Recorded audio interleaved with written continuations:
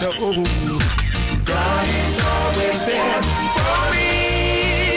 Yeah, through the sunshine or through the rain, through the pleasure or through the pain, God is always there for me. So I met this old man.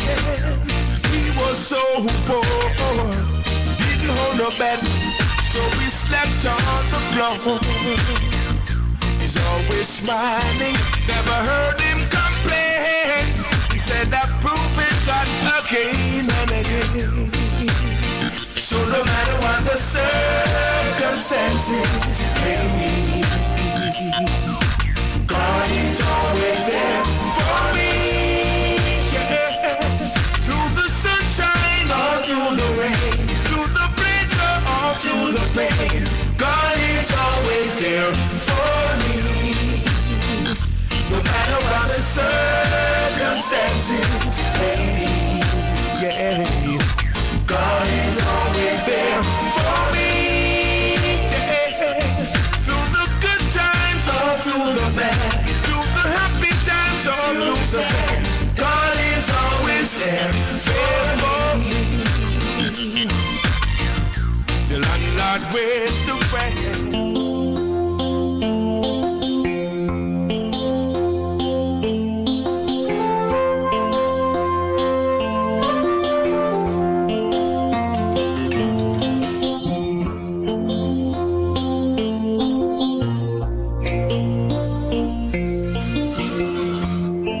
Yes, good afternoon to all my listeners and viewers. Welcome to Rebel Radio. Wednesday, last Wednesday in January. And as you know, we are preoccupied with post-hurricane restoration. Yes, things are moving very slow while the people over there in the West are suffering. We are getting close to the start of that $10 billion fund announced by the Prime Minister to provide victims with grants. Yes.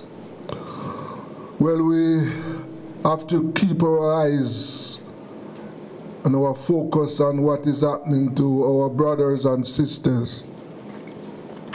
We are going to start this evening's program with an announcement. As you know, the telecoms market in Jamaica is dominated by two big giants, Flow and Digicel. Well, what we're about to show you now, it's the announcement that a third company is about to enter the market. Yes. So we will have some competition. Let's listen to this video. So, a new telecom company is about to launch in Jamaica. But the first real sign that something big was coming, it wasn't a press conference or a big ad campaign. Nope. It was a sudden, very high-profile resignation. Let's break down what's really going on here.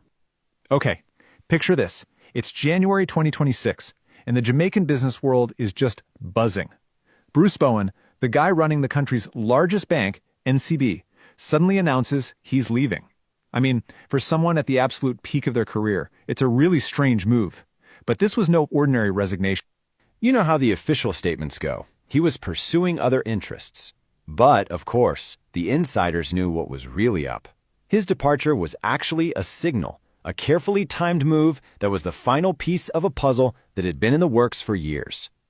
And that puzzle is Rock Mobile, Jamaica's brand new telecom operator.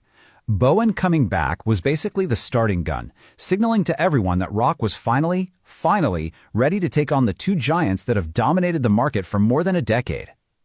To really get how big of a deal this is, you have to understand the battlefield that Rock is about to step onto. For years, Jamaica's telecom sector has been, well, a comfortable and kind of stagnant duopoly. On one side, you've got Digicel. They are the undisputed king of mobile. And on the other, you've got Flow, which basically owns the broadband and cable TV market. They've just been coexisting for years, which, as you can probably guess, means prices have stayed pretty high, and a lot of Jamaicans, especially out in rural areas, have been left with terrible options for reliable internet. In trying to break into this market, it's a dangerous game. Just ask the last company that tried. Carousel was supposed to be the third player back in 2016, but the whole thing just collapsed under a mountain of legal trouble and technical failures. Its failure is a ghost story they tell any newcomer. So you see, Rock Mobile isn't just another company trying to make a buck. It's basically the government's second attempt to force some real competition into the market. Their mission, straight from the top, is to connect the unconnected and bring good, high-speed internet to everyone in Jamaica. So, who are the people brave enough to take on this challenge? Let's meet the team behind Rock Mobile. The team they've put together is a really powerful combination. You've got Bruce Bowen, the big-time financial strategist, bringing in the money, and just as importantly, the credibility. And then, running the actual operations, is Stephen Bannon, a telecom vet who's actually worked for the competition, Digicel, and has launched a similar network in Uganda. He's the guy who knows how to build this thing. Now, Rock's core marketing pitch is simple, but man, is it powerful. Unlike Digicel and Flow, which are foreign-owned, Rock is positioning itself as a wholly owned Jamaican company. This isn't an accident. It's a very deliberate move to tap into national pride and make the argument that the profits will stay right here in Jamaica. But you can't win customers with patriotism alone, right? Rock Mobile has a very specific tech strategy, and it's designed to hit the incumbents right where they're weakest. Their secret weapon is something called Fixed Wireless Access, or FWA.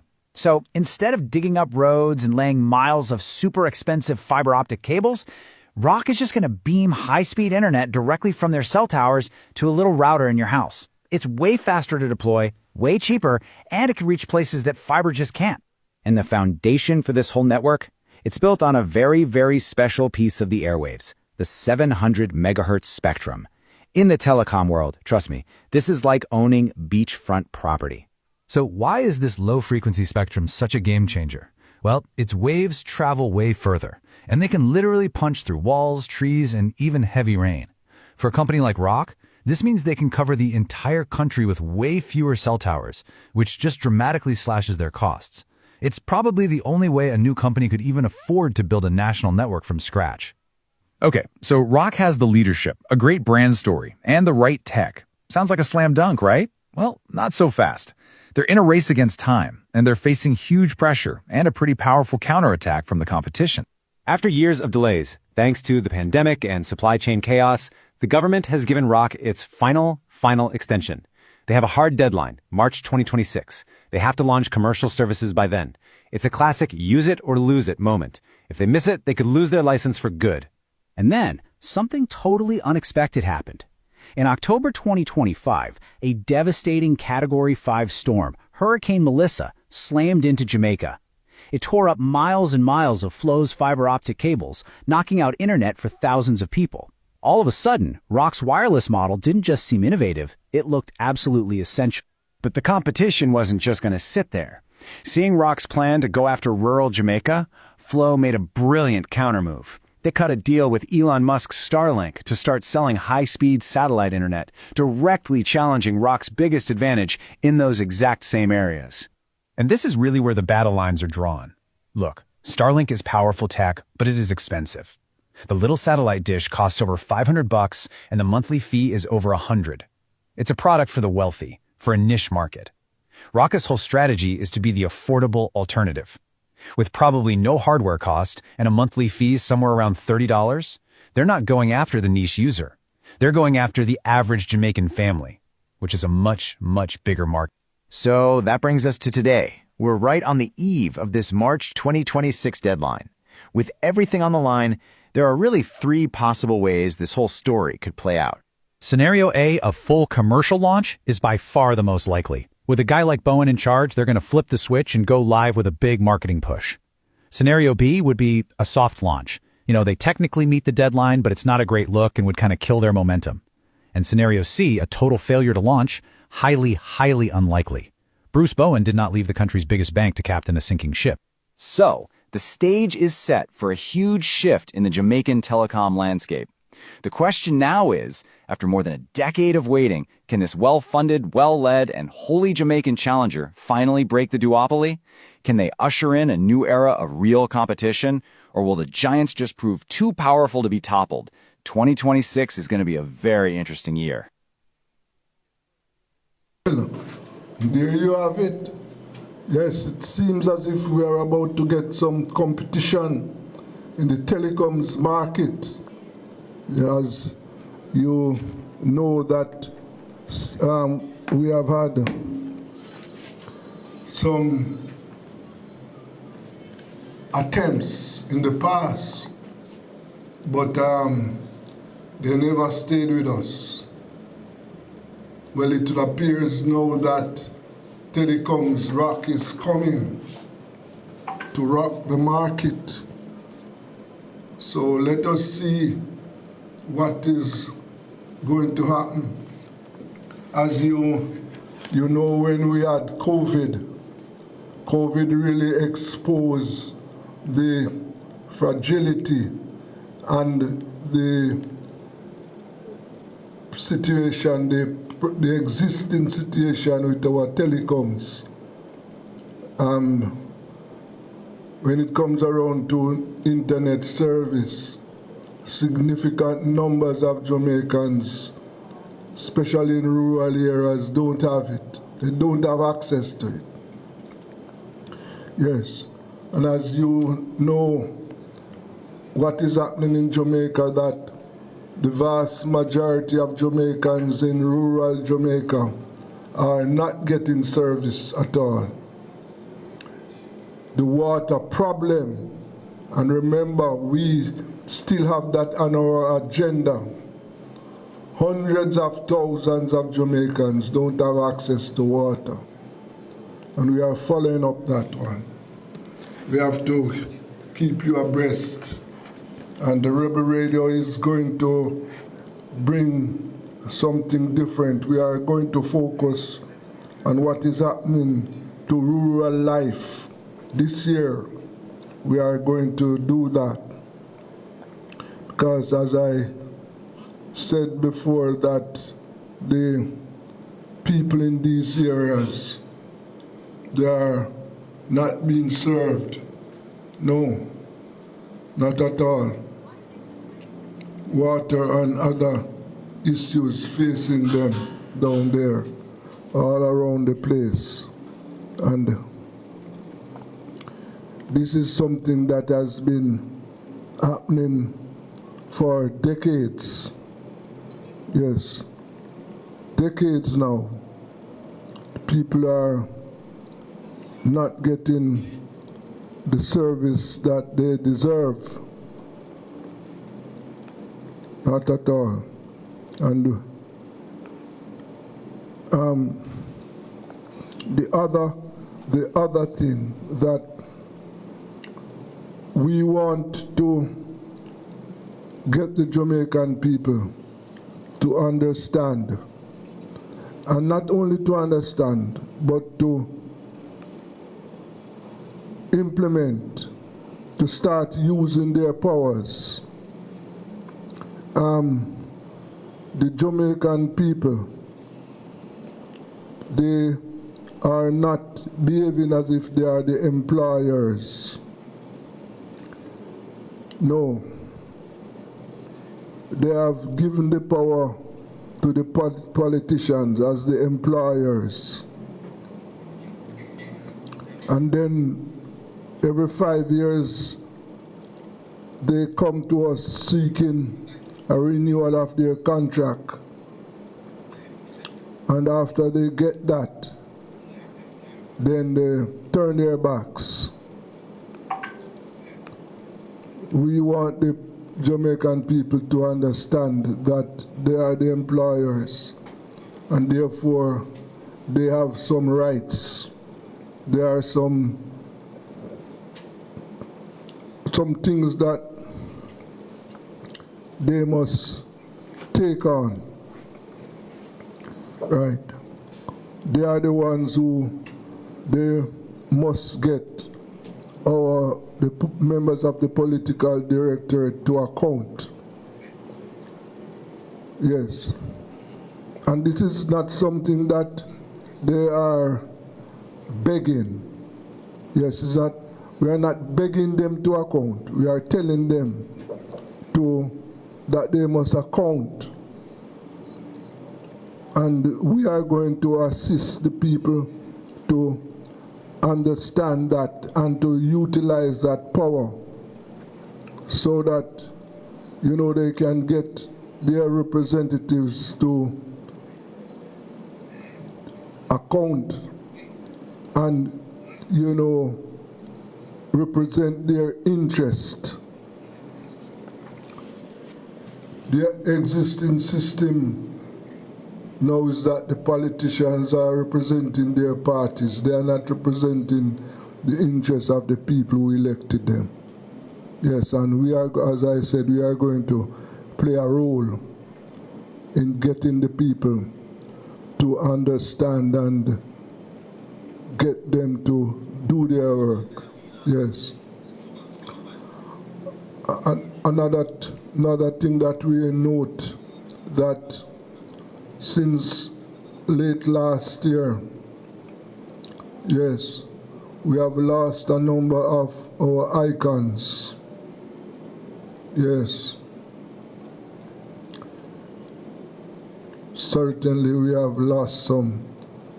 You remember we lost Skill Cole, Holland Skill Cole. Yes. Jimmy Cliff. The harder they come. You remember that? Yes. And since the start of this year, we have lost Cat Core. Cat founder, one of the founders of the Third World Band, is gone. Sly. You remember that famous musical twins there, Sly and Robbie? Yes, well, Robbie left us some time ago, but Sly left us this week. Yes. And then, last year also we lost Barry G. Yes, Barry G. Yes. And then yesterday we lost another veteran in the media, Bob Clark. Yes. Bob Clark was one of the early pioneers at IRI FM. Yes. And those of us, who followed, you remember IRI FM? Yes. IRI FM came on the scene as the first reggae radio station in Jamaica. Yes. And Bob Clark was one of those who served us. Yes. Musical diet, especially on a Sunday, yes. Well, he has left us also. Yes.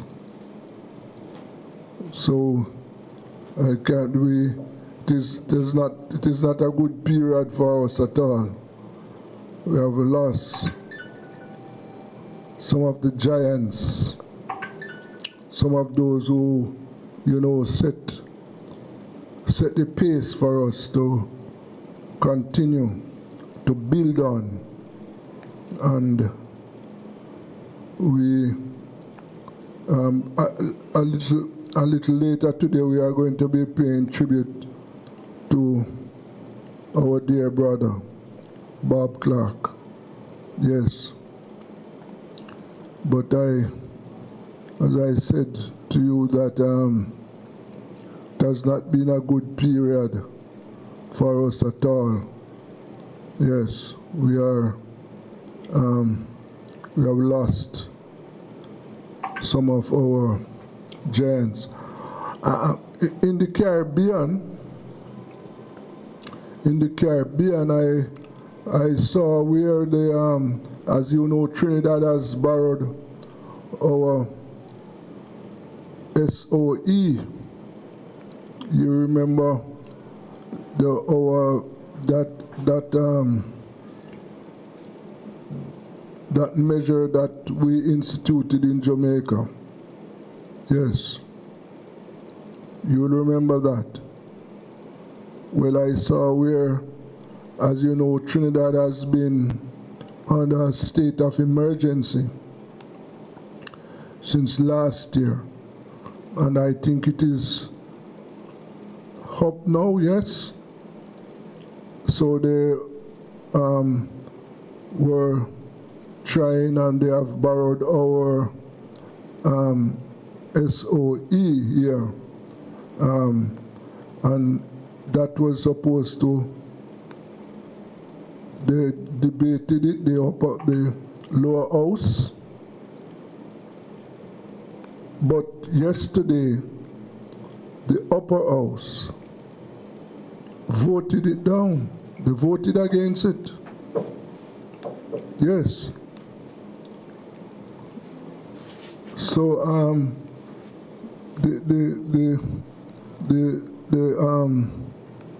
the government will have to find another measure. Yes. What we saw over there is that the independent senators, yes, they voted against the bill. And so the government will either be forced to make adjustments and or find another means. Yes. The Prime Minister, the Prime Minister, you know, as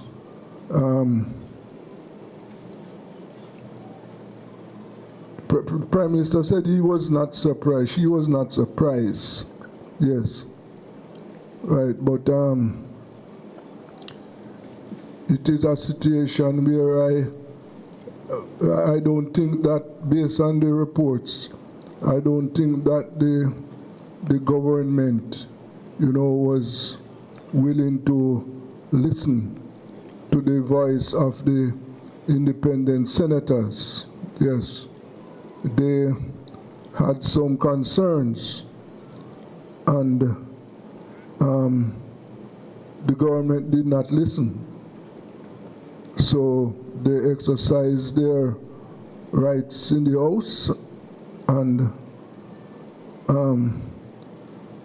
voted against it. Yes. So that is something there that they will have to, as I said, they will either have to make some adjustments or they will have to abandon it. Yes. I don't know that. We wait to see what is going to happen over there, right? But that is the state. That is the state of play over there as it relates to that measure, that special measure that the Trinidad government brought to the House in order to fight the crime problem. And as you know, Trinidad, the crime problem is one of the issues in the Caribbean. Our young men in the Caribbean are in trouble. They are the ones who are driving the crime rate. And right across the Caribbean as we speak, crime is a problem. Yes. We note that last year our murder rate went down. Yes. I am trying to access the numbers across the Caribbean to see what was the situation in our Caribbean neighbors last year. Yes. I know that in some cases, I think Barbados went down by, I think, 4. Yes, I don't have all the numbers at my disposal right now, but I'm working on them. But what I can tell you that the crime problem is affecting the entire Caribbean. And you know, one of the things that we will have to do, we will have to do something to get our young men to change their attitude. The young men in the Caribbean, we must find a way to rehabilitate them because they are on a negative track right now. Negative. Yes. And that is not good for us at all. So, like I said, one of the things that will have to be done on Rebel Radio is going to play its role to find out what can be done and what must be done in order to rehabilitate our young men around the Caribbean. The track that they are on right now is not working. It is not good for them at all. We want our young men to be productive citizens. Yes, but they are now, you know, taking up the guns and drugs, and this is definitely hurting them. Yes, so we will, as I said, do whatever we can here to find some measures to assist our young brothers so that we can get them back on the right track. Okay, let us go for a break now. This is Rebel Radio.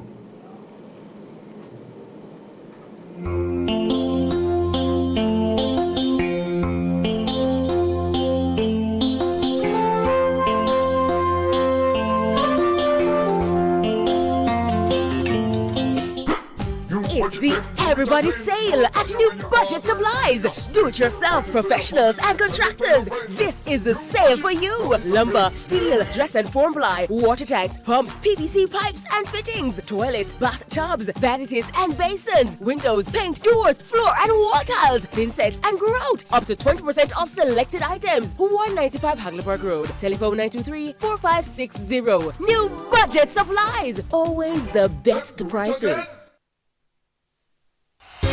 Tools, Hardware and Supplies is turning up the heat this summer with their super savings summer sale. Prices are slashed on everything you need to fix up your home. Beautiful tiles, sleek doors, top quality windows, modern sanitary ware, exclusive flooring and more. At Tools, Hardware and Supplies, we have you covered for the summer. So come visit us at 279 Spanish Town Road, 4 South Camp Road, 8 Red Hills Road, or online at toolsja.com. Tools! The Lion King of Hard Heels.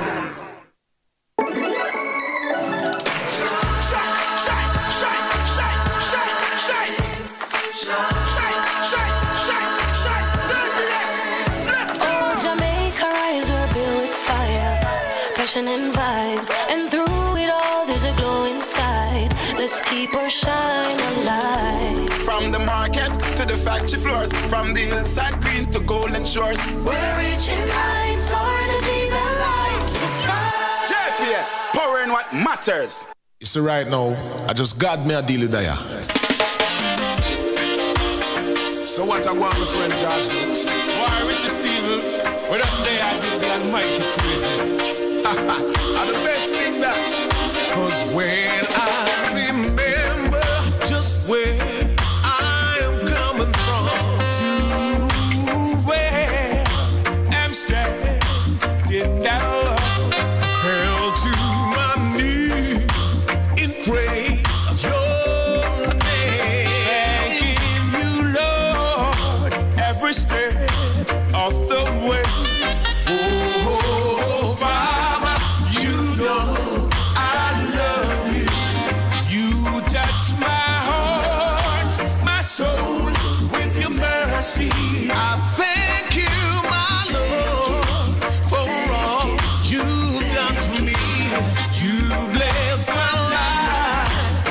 so many ways. No, I will never, ever leave you.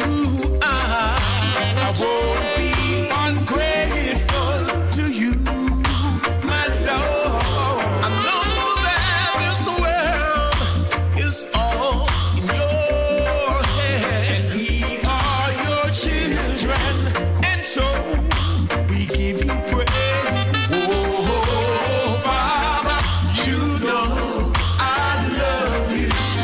You touch my heart, my soul with your mercy. I thank you, my Lord, for all you've done for me. You bless my life in so many ways. Father, I love in so many ways. Oh, Lord.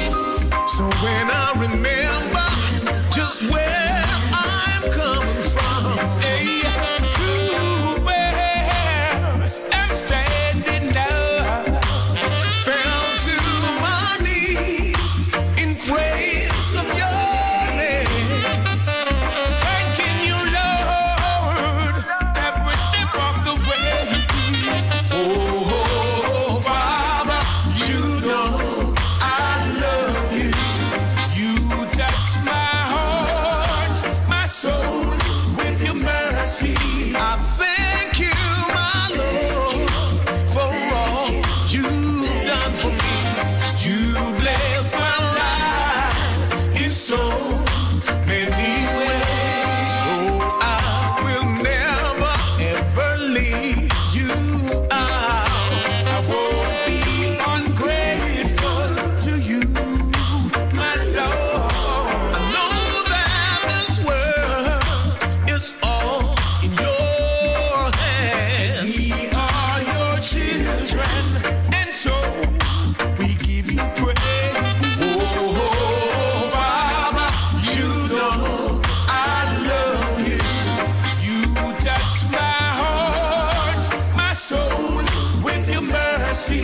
I thank you, my Lord, for all you've done for me. You bless my life in so many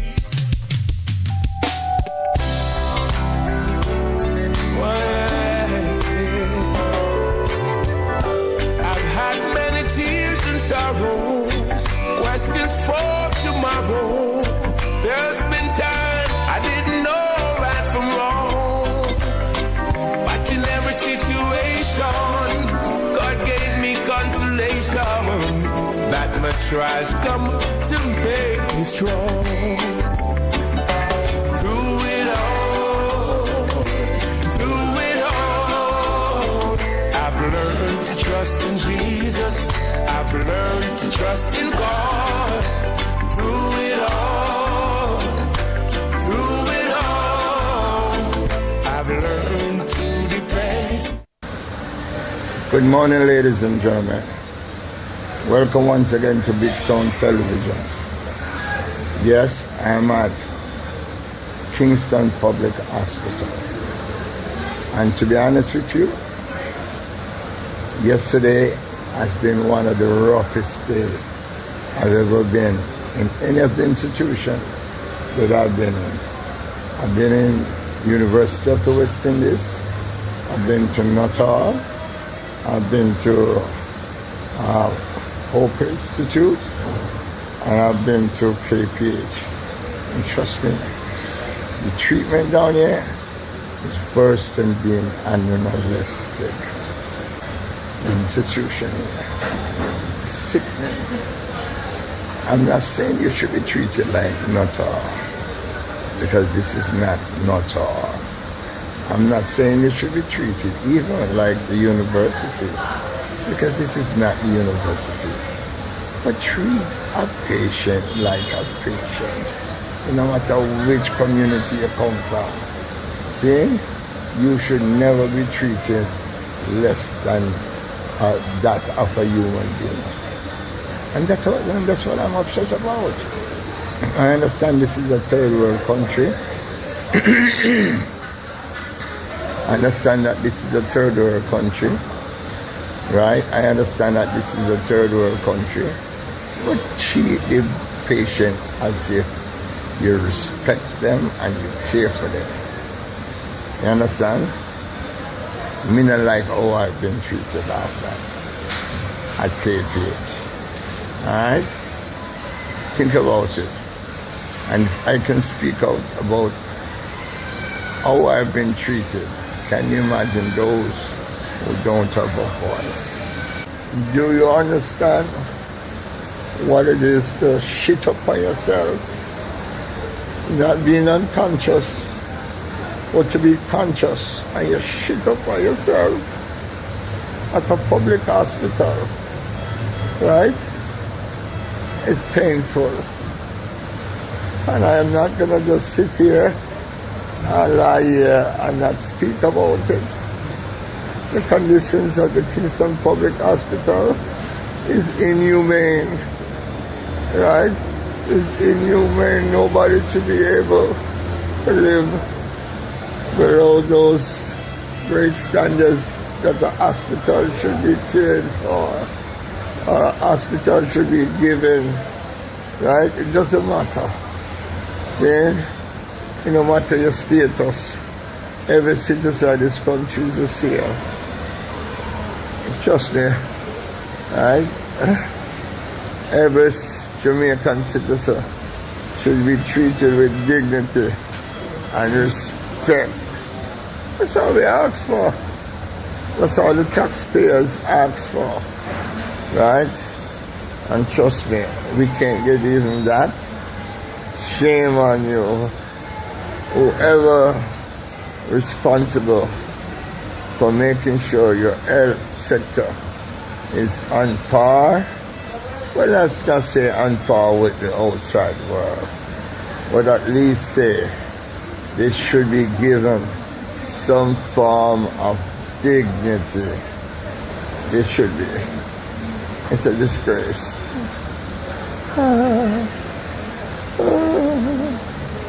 Pray for us here in Jamaica. Pray for us here who cannot afford to be taken care of properly. Pray for us. Pray for us. Pray for us.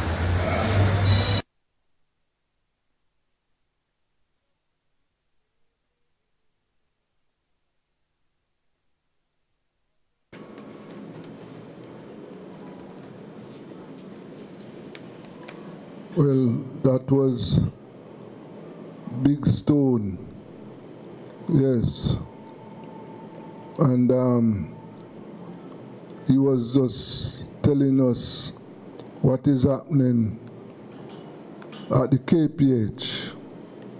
And as you know, the situation in our public hospitals are not easy at this time, no. Not easy at all. And people are facing difficulties, you know, at these institutions. We know that they're overcrowded. We know that. Yes, good afternoon, Dave. Are you?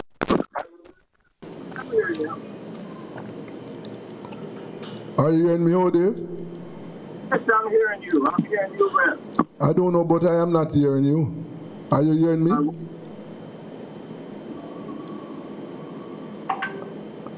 Dave? Yes, I'm hearing you. I don't know why I'm not hearing you at all. I do not know. I'm hearing you a little better now. Are you hearing me? I am hearing you. Okay, good afternoon. Good afternoon, sir. And we have with us Dave Allen, and Dave is the best way I can describe Dave, he's a community activist He has been one of the spokesperson on behalf of the downtrodden in Western Jamaica. Oh, Dave, what? Tell me now, based on where you are and what you have seen, what do you make of the post-hurricane recovery in your neck of the woods? I am somewhat concerned about the coordination in terms of release efforts. I think that the Ministry of Labour and Social Security is doing an awesome job in identifying the victims. Yes.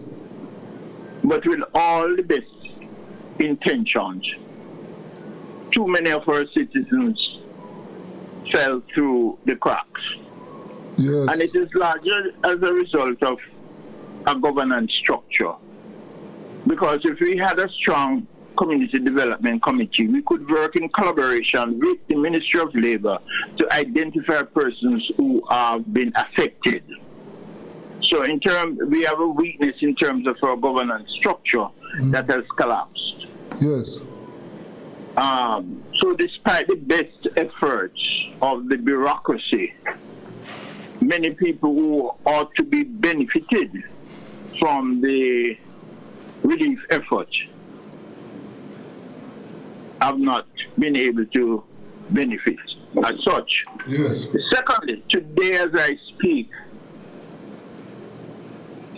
MP Malawu Fort at her office is now accepting applications for the Solidarity Program from her office, which is seemingly a political office. It is her campaign headquarters. Yes. This should have been taken care of by the competent authority, which is the Ministry of Labour. It is through the Ministry of Labour that whatever benefits that are there to be distributed should pass through, and not through the office of the political directorate. So there are some weakness in the rehabilitation, the relief effort. But we look at the relief effort in terms of a $20,000 here. But there's a larger issue in terms of the rebuilding exercise. We should use the devastation of Hurricane Melissa to formalize the informal economy that has been affected by the hurricane. People in the commercial sector who have not been insured. People are living in Gully Bank communities. Should they rebuild in these vulnerable areas, or should there be a program of activities that would formalize the informal economy? And as you know, in Montego Bay, we have about 20 informal communities, and we are talking about informal communities in Montego Bay. We're talking about Norwood, which has a greater population than Lucy. Wow. And may I just say, we had a meeting in Retirement Development Trust in 1994, launched a program, a community-driven effort that predates Operation Pride. In 1988, during Gilbert, we were inundated with persons coming from retirement at the shelter at Samshak Teachers College. But after Melissa, we had about 7 persons that were in the shelter, largely due to the sort of resilience. We use this word so loosely. The resilience of the Jamaican people. They were able to provide their own shelter solution. And if we contrast the people of retirement with that of Edmond, what is it called again? That was totally devastation, a formal process. Yeah. it points to the capacity of our people to find their own shelter solution. And what we are faced with now is a land distribution problem. Okay. Yes. So, as we speak, Dave, you are saying that the programs are not reaching the people as it ought to be.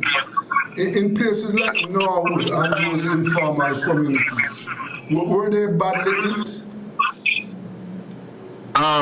Norwood and many of those areas have done much better than the formal communities. Take, for example, Catherine Hall, that was inundated with the Montego, the river, flooding the whole of that floodplain, including, so we have stores like Megamart.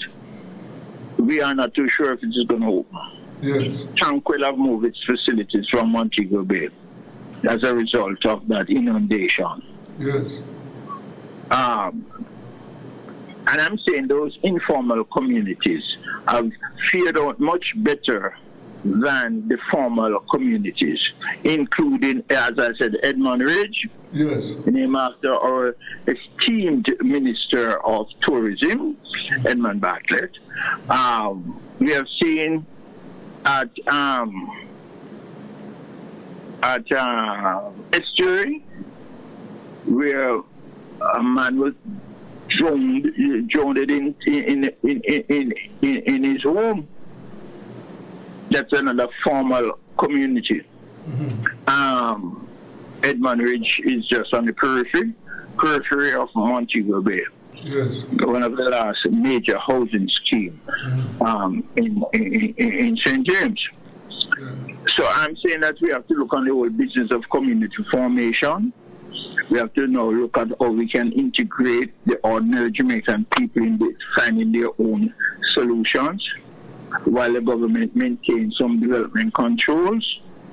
So there's a lot of opportunities that are there despite the devastation. Mm-hmm. Yes, yes. Well, I don't know if you know that this month end, the government program to assist victims with grants, $10 billion program supposed to start this month end. I don't know if you're aware of it. I saw the advertisement and the promotion. Yes. The 500 for devastation, but I do not know. $500,000 could address a 2-bedroom house that roof have been totally devastated. Mm-hmm. But whatever benefits that is there to be offered by the state. But what I think is a weakness is that we have not mobilized the community towards more self-help. I think that, for example,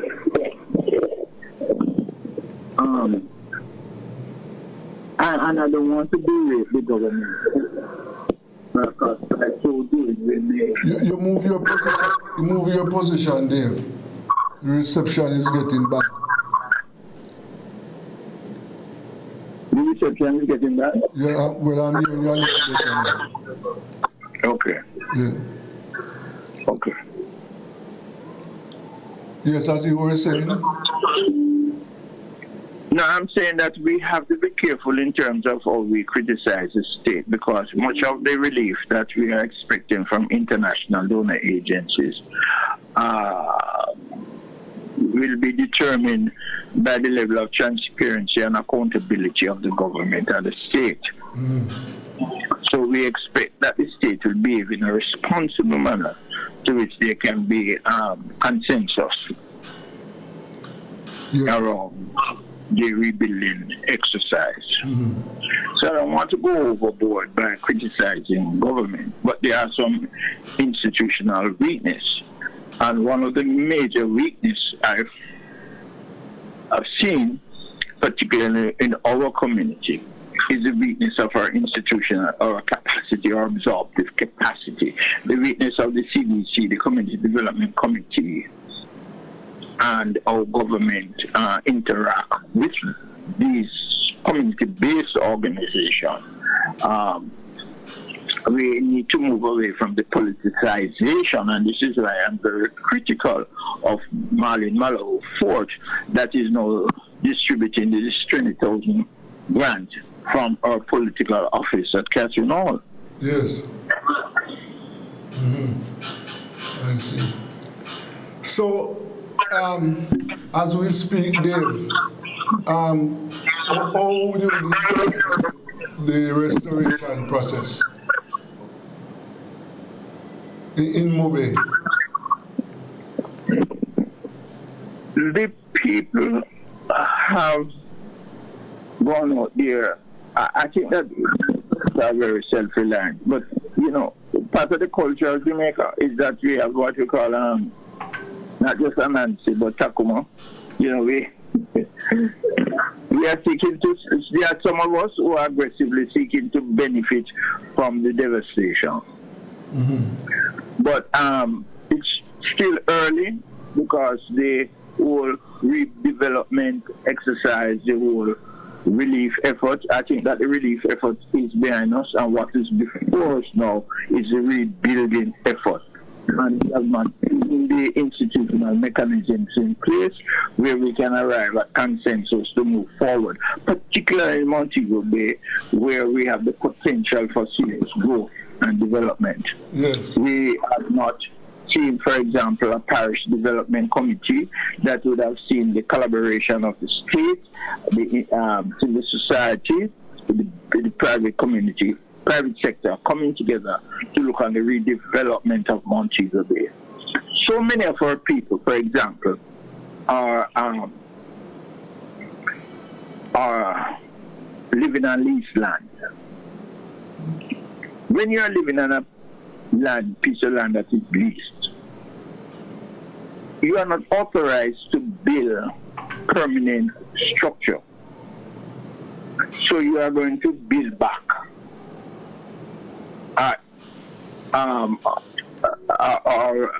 institutionalized vulnerability. Temporary structure.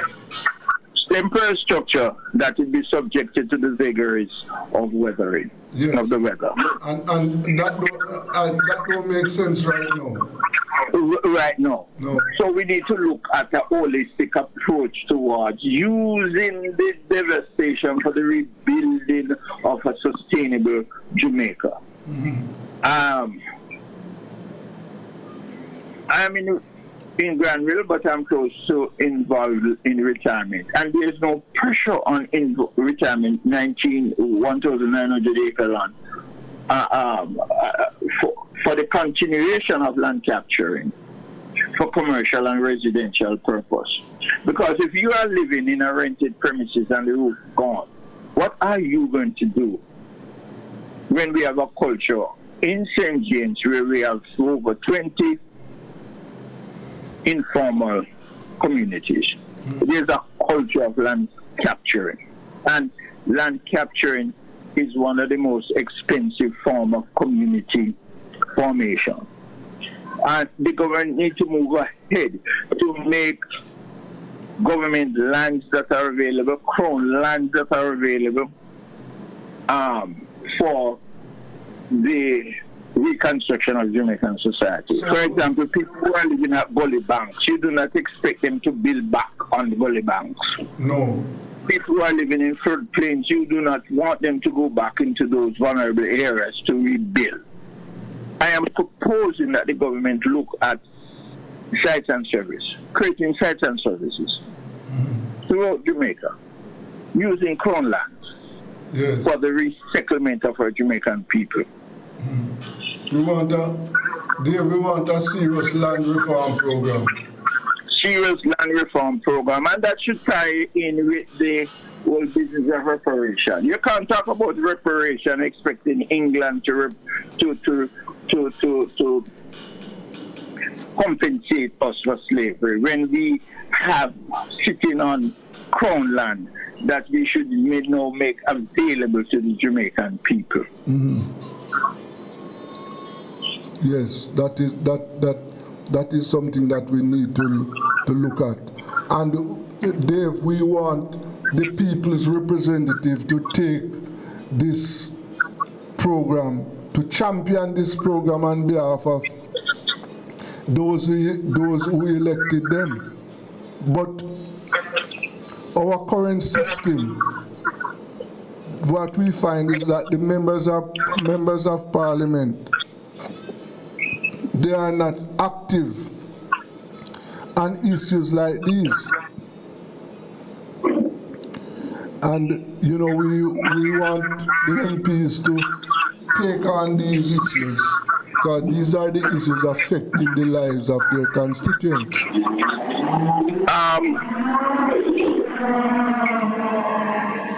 Well, I agree with you in respect to the MP and their role and responsibility. I'd like to look at the local authorities. Mm-hmm. It is the local authorities that approve building plans. Yes. That are responsible for development controls. We also have an institution that was enacted in law, the local government reform process, that would have given civil society and community a voice in the development process. When else have you heard about the parish development committees and their role in terms of representing civil society in the decision-making process? That is asleep. So while we are restoring roofs, we also need to develop the institutional mechanism to be voice to the voiceless, to the marginalized, and indeed the private sector. Yes. Well, Dave, let us hope that, you know, some action will be taken to really assist the people in a meaningful way. Because, as you pointed out, that the people, hundreds of people in St. James, they need access to land. So let us hope that that will be addressed. We have to go beyond the business of hope. We need activism. We need a press that will align themselves with the ordinary Jamaican people. Yes. And it is not against the private sector to enjoin the communities, to ensure that we formalize the informal economy. So we have an opportunity, despite the devastation, to use this as a way of rebuilding Jamaica, not only for the 1%, but for all of us. Yes, Dave. I'm in total agreement with you. Well, Dave, we have to leave it there for today, but this is a subject that we have to continue to talk about and to highlight, because as we know, these are the issues affecting the lives of the people. I want to thank you very much for your time today. And You're welcome. Let us say to be continued. Thank you. Good. Take care. Yes. That was Dave Hallen, their community activist. Yes, and we're talking about the restoration, post-hurricane restoration in Western Jamaica. This is Rebel Radio. Let's go for a break.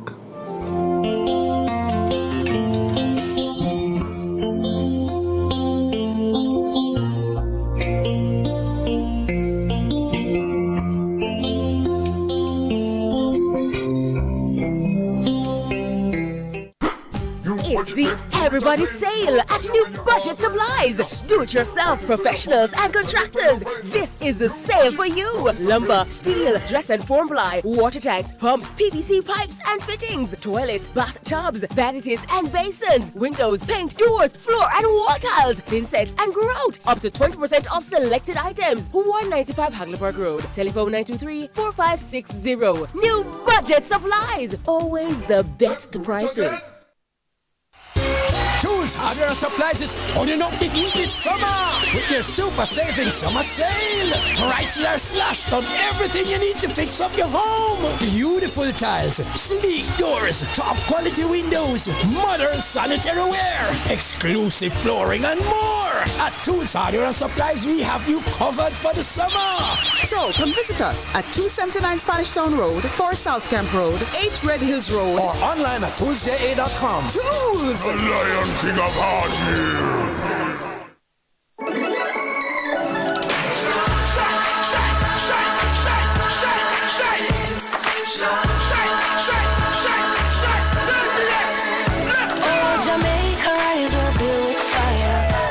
And vibes, and through it all there's a glow inside. Let's keep our shine alive. From the market to the factory floors, from the hillside green to golden shores. We're reaching heights, our energy that lights the sky.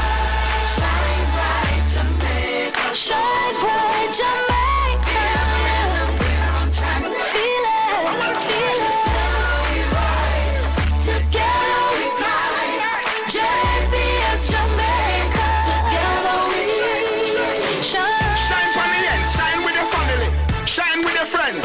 Light up the streets and make the vibes blend. Yo, JPS, and make the shine never end.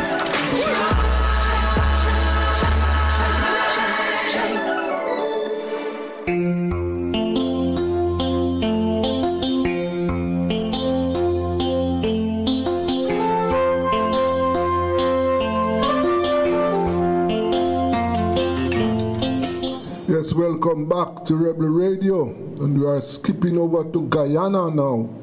As you know, we at Rebel Radio, we keep you informed about what is happening to our brothers and sisters across the Caribbean. We are one people, yes. And over in Guyana, a very interesting political situation following the last elections. I have with me Amanza Walton Desir, and Amanza is a former member of the former opposition party. She has since formed her own party, which contested the last election, won a seat, and is now active, one of the players in the political situation, the political atmosphere in Guyana.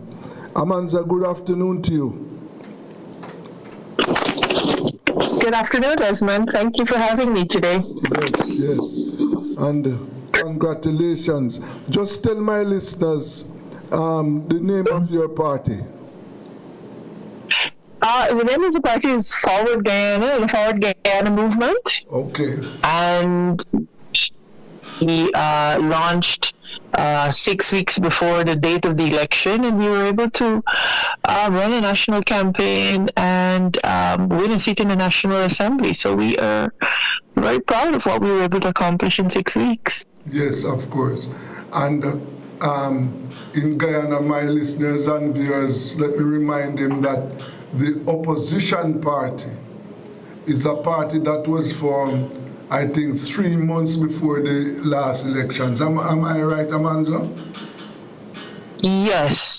They were officially named 3 months before the election. Yes. Yeah. And that party is now the opposition party. As a matter of fact, the new opposition leader was sworn in. Is it so this week? Is it so? He was elected on Monday, yes. Okay, yes. So, Amanza, tell us what is the political atmosphere from your perspective, like in Guyana now? Just the word that comes to mind is interesting. Yes. I mean, we've had a situation where elections were run in September of last year, and the Parliament did not meet for some time.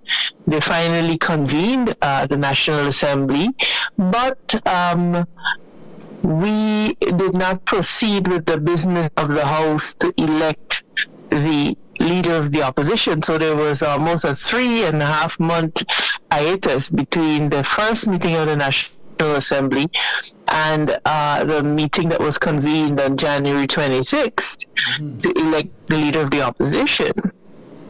Okay. Yes.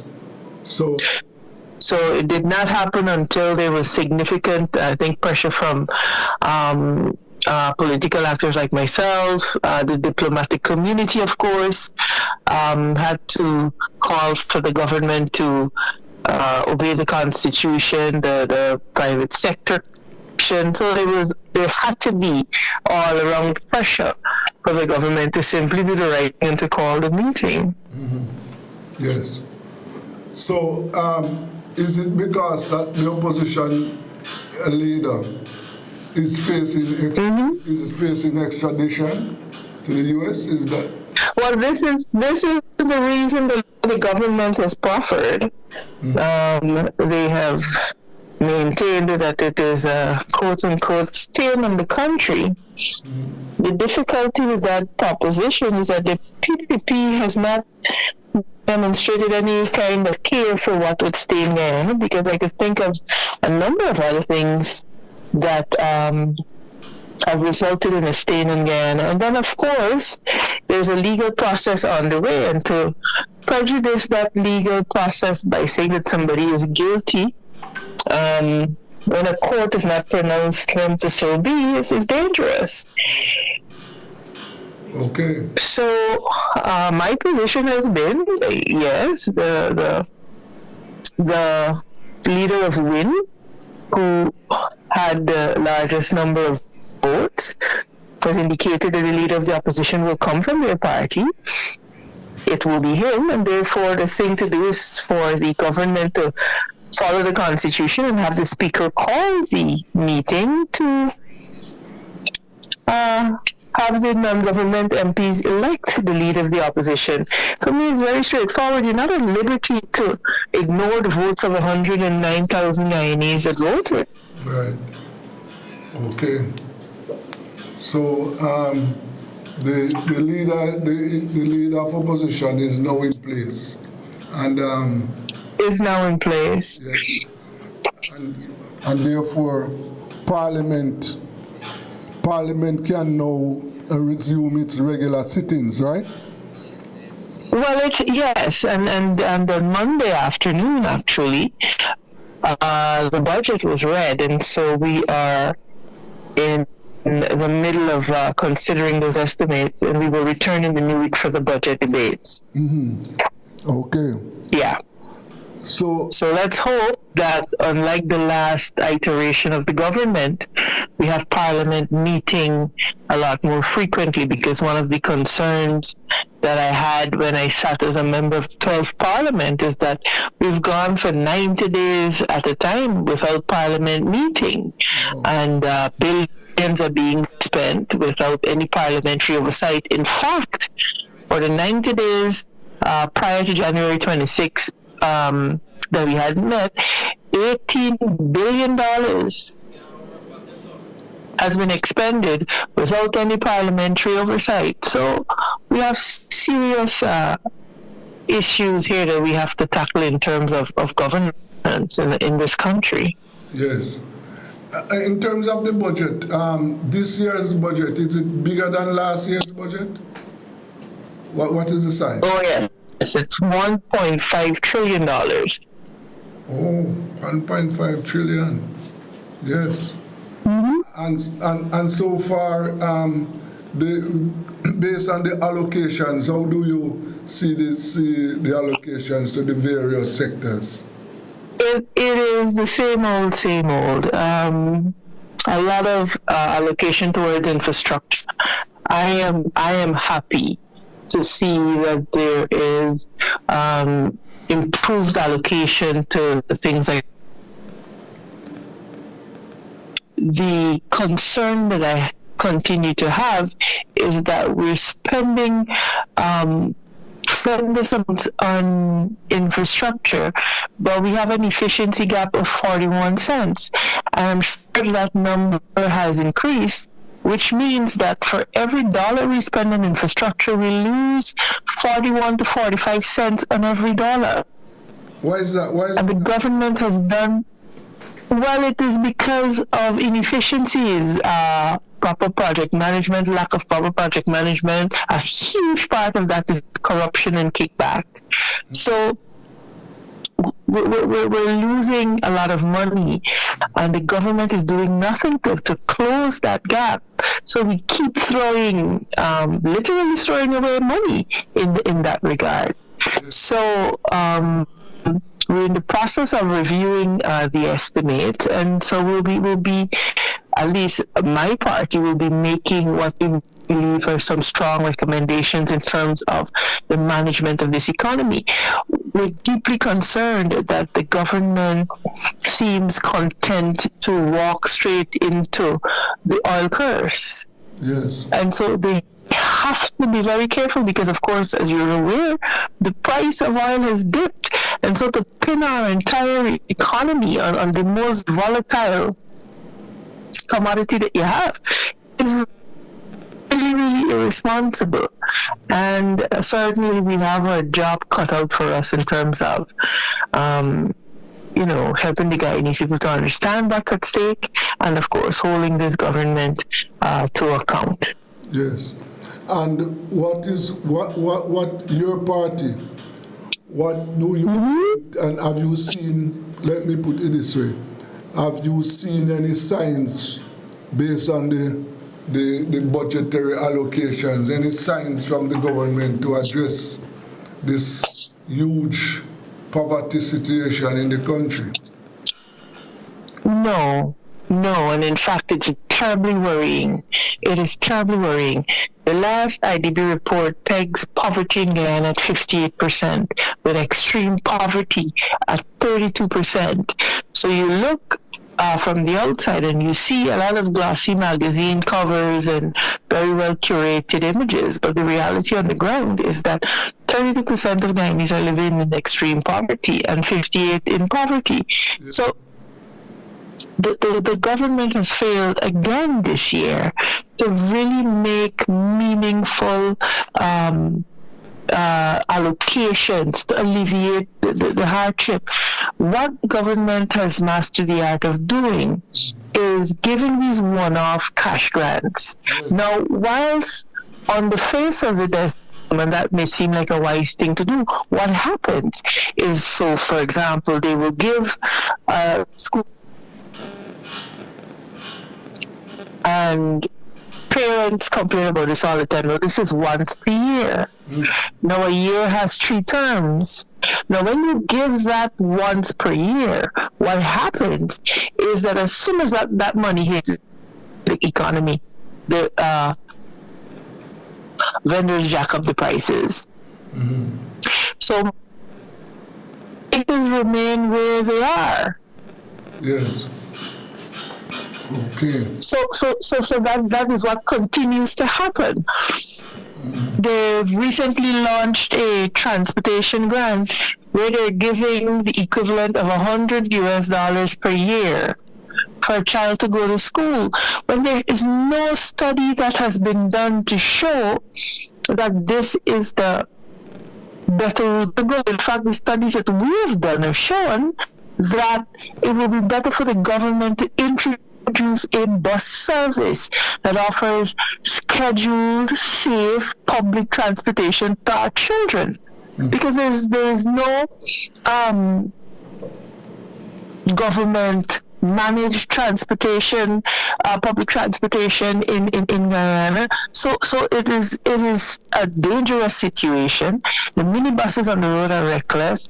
The environment in which these children are being transported to school in terms of the bus and the music and the type of interaction happening on these buses, terribly unsafe. And instead of rolling up their sleeves and actually doing the work to put a system in place, they're simply throwing money at a problem where throwing money at a problem makes it worse. The paradigm of this PPP government is that they announce big numbers as if large allocations are a guarantee of success. Okay. Well, it will be interesting, and your party, Amanza, will have to play a very serious role in addressing these issues, because as we speak, here it is, the country is hurting, but the lives of many of its citizens are, in the doldrums. And yes, absolutely. So here we tell it 58%. Yes, and therefore you said that you have not seen any efforts, you have not seen any signs from the government this year so far to address that serious matter. So let us hope that things will be done to address the situation. What are your findings? I think it will require us to exert pressure. I think it will require advocacy and, of course, educating and speaking to our people to help them to understand why this must interest them. The apathy in politics is something that we also have to tackle. They say, oh, they're not interested in politics.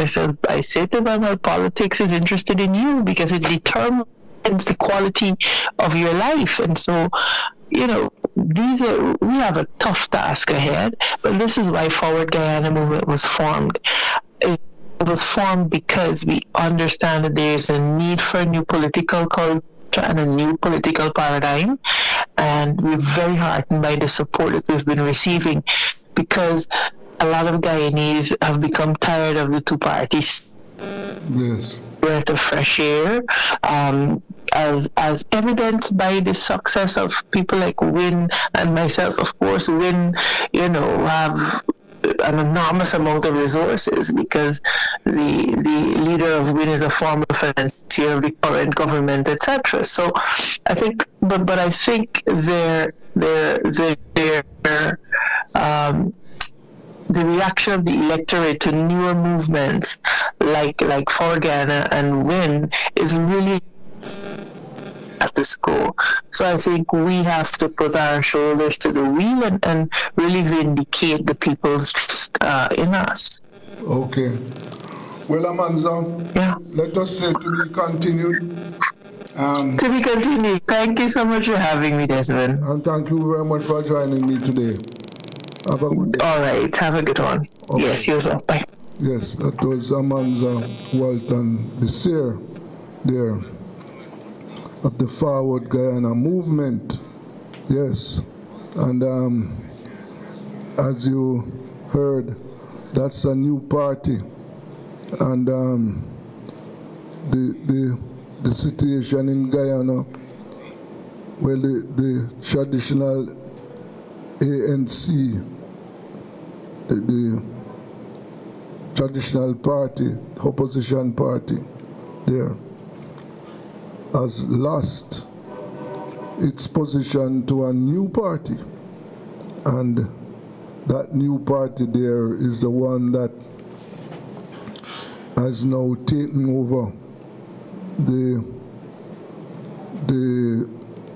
as the opposition party.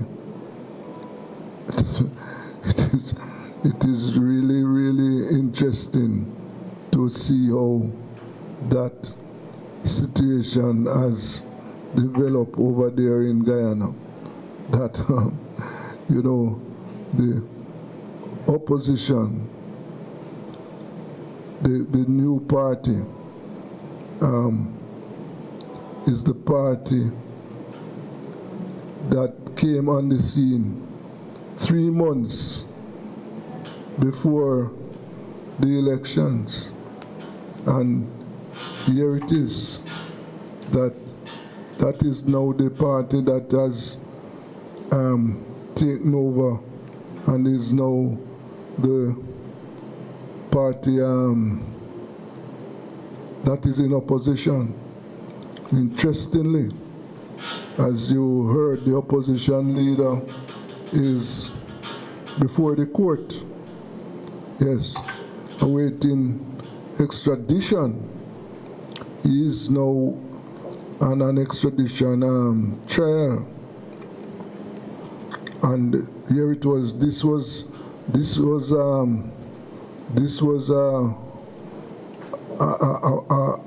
a strong supporter of the incumbent government, and here it is that he is now wanted for some fraud. Yes, that is what I understand. And therefore, it is going to be interesting to see what is happening to that case. Let us take I'm going to introduce to you now another video, yes, of what is, this is Richard Blackwood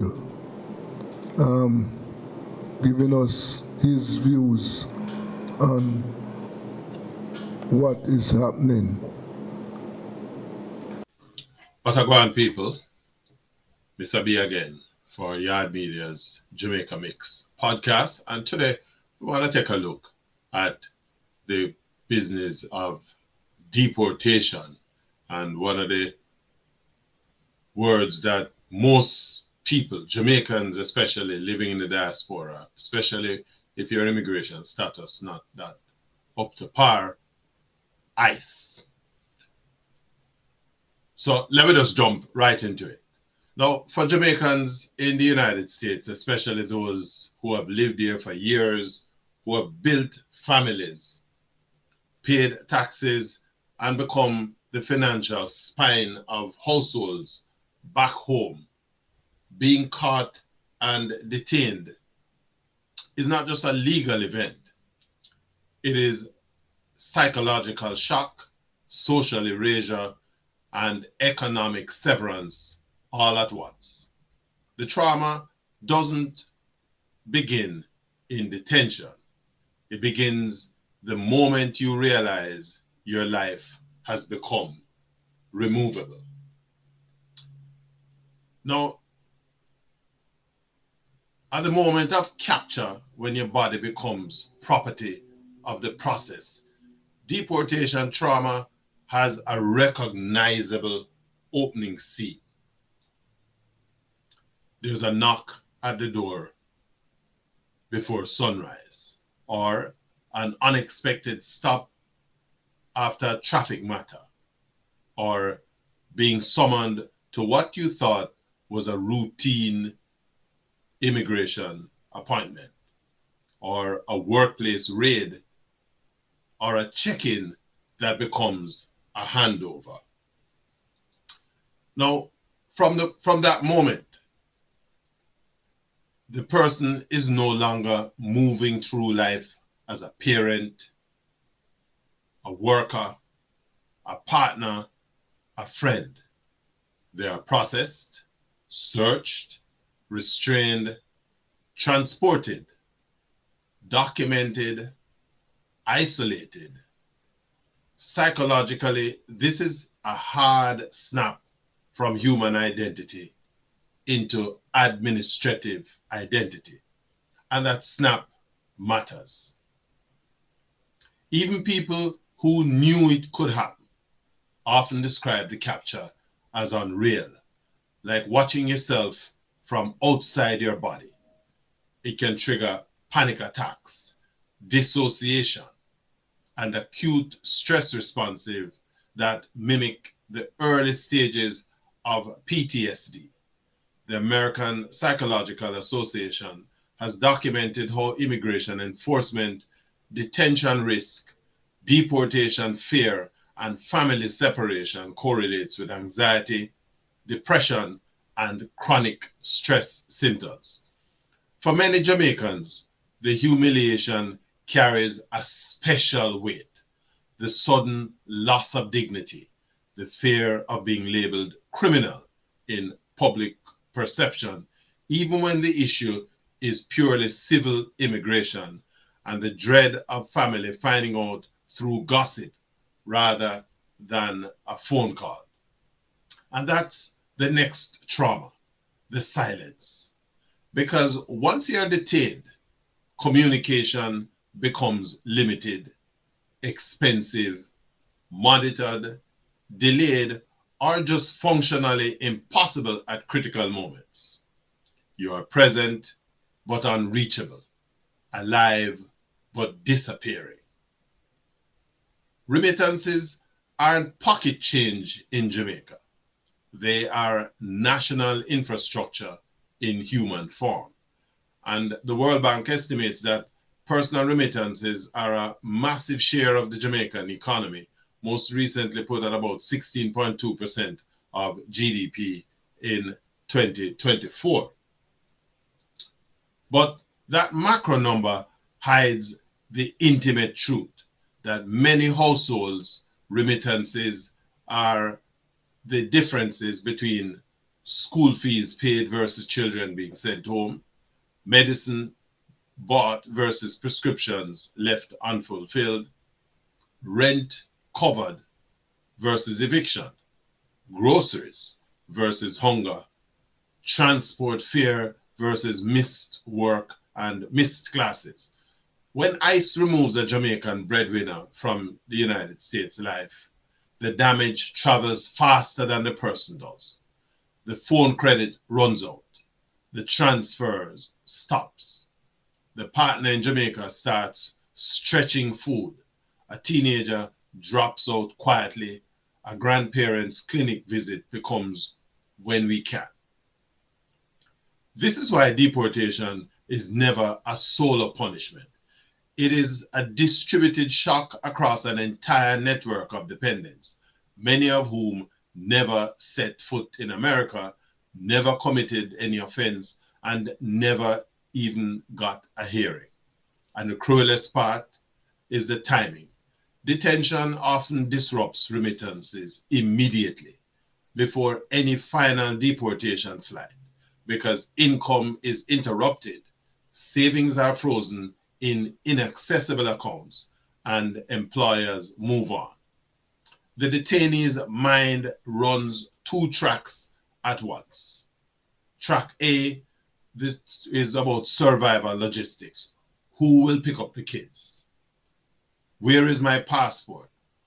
How do I call my lawyer if I have one? How do I tell my mother or my family in Jamaica? What happens to my lease, my car note, my job? Track B is the identity collapse. I've been here 10, 15, 20 years. Now I'm a stranger everywhere. Will my family look at me as a failure? Will Jamaica receive me as one of us or as a problem being returned? Will I be safe? This is where trauma becomes existential.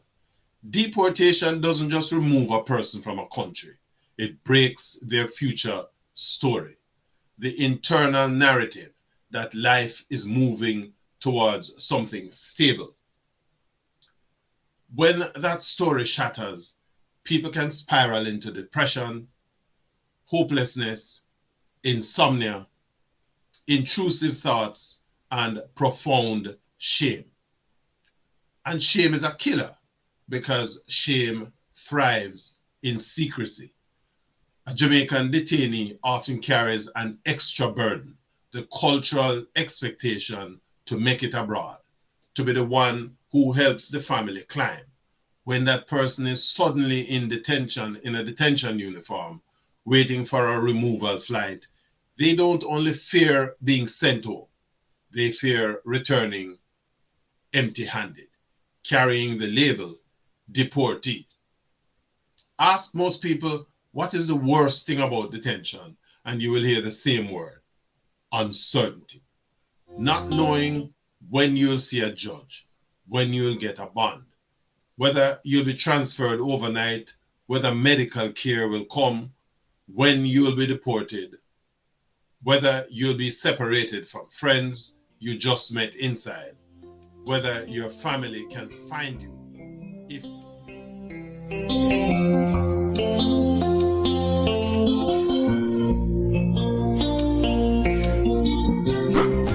It's the Everybody Sale at New Budget Supplies. Do-it-yourself professionals and contractors. This is the sale for you. Lumber, steel, dress and form ply, water tanks, pumps, PVC pipes and fittings, toilets, bathtubs, vanities and basins, windows, paint, doors, floor and wall tiles, thin sets and grout. Up to 20% off selected items. 195 Hagleyburg Road. Telephone 923-4560. New Budget Supplies. Always the best prices. Tools, hardware, and supplies is turning up the heat this summer with your super saving summer sale.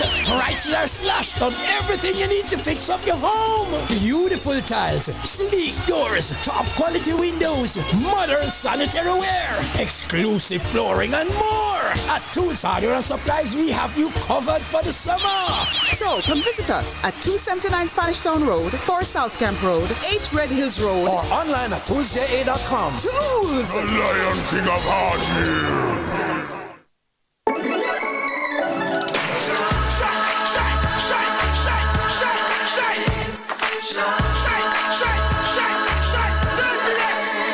Oh, Jamaica eyes were built with fire, passion and vibes, and through it all there's a glow inside. Let's keep our shine alive. From the market to the factory floors, from the hillside green to golden shores. We're reaching heights, our energy that lights the sky.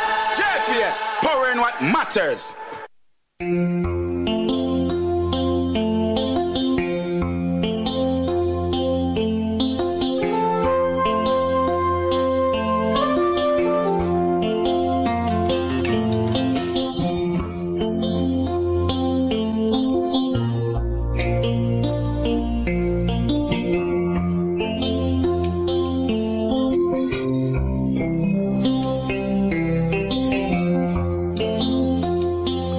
Yes, welcome back to Rebel Radio.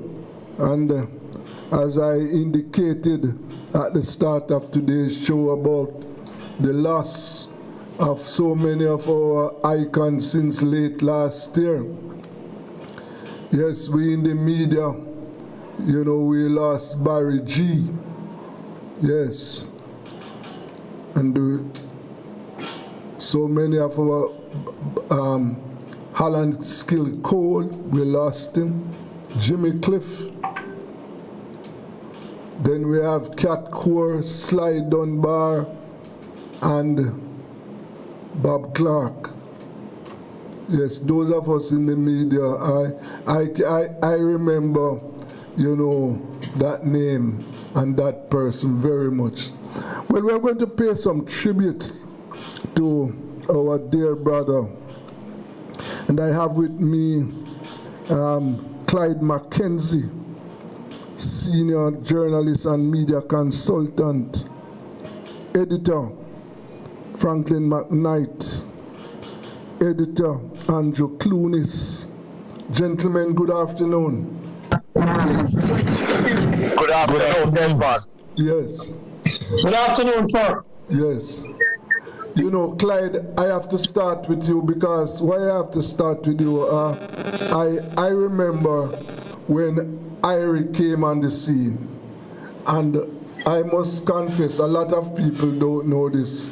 I was one of the earliest contributor to Irie FM, and it was you who brought me on as one of the pioneers. I remember that. I remember that very much. Yes. I mean, it was a bold experiment where we were doing our news remotely. What to do the assembly of the news remotely, and I said, well, what? I'm going to call on my brethren Desmond to sort this out because you know. The news was taking place mostly in Kingston. I mean, of course, we wanted to localize something, but you know, we were a national station, and so we had to try something. And we didn't have a newsroom in Kingston, and so we had to set up one. And there you came in.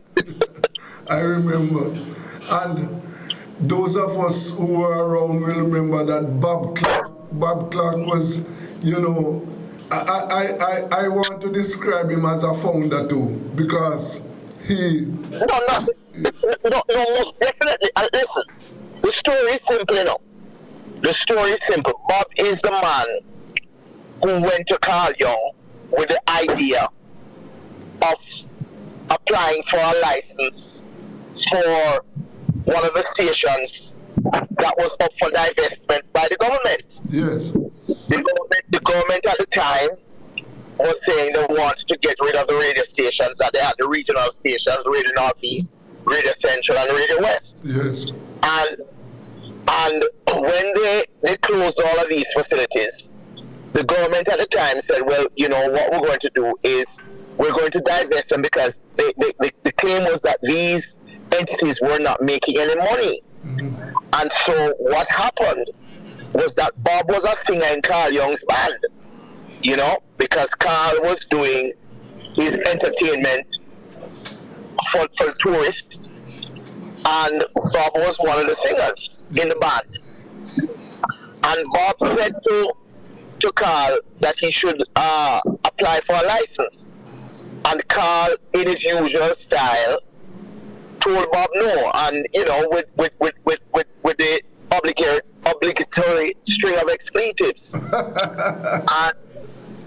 and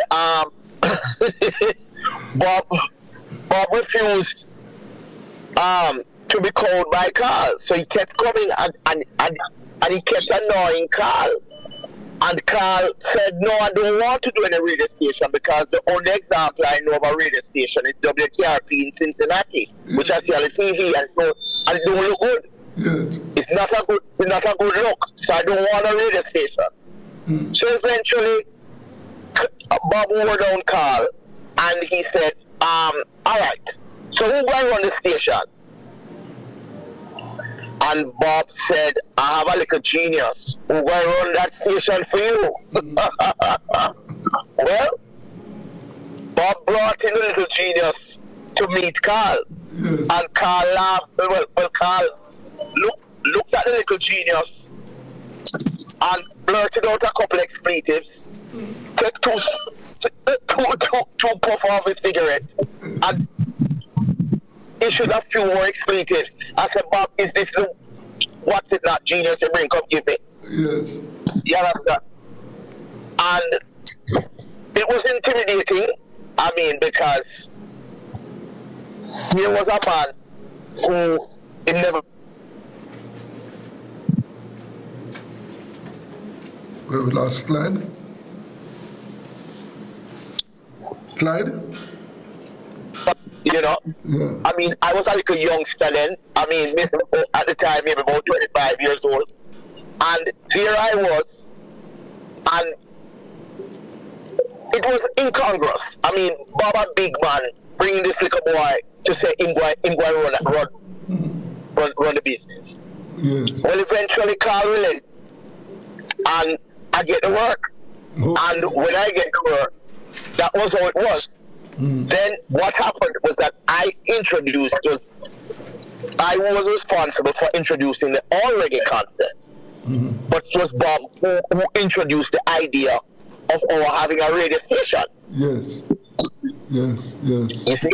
Yes. So I mean, Bob's role is seminal. Mm-hmm. You know, the man I call Super. Yes. You know, I mean, Bob's knowledge also of vintage music in Jamaica is legendary. I mean, yes, of course. We remember memories that he show on Sundays. He had lots of followers. Yes. You know, so Bob, you know, I could give so many stories. Clyde, this is Franklin. It's priceless to listen to you, man. Give the history of that and give the facts of that.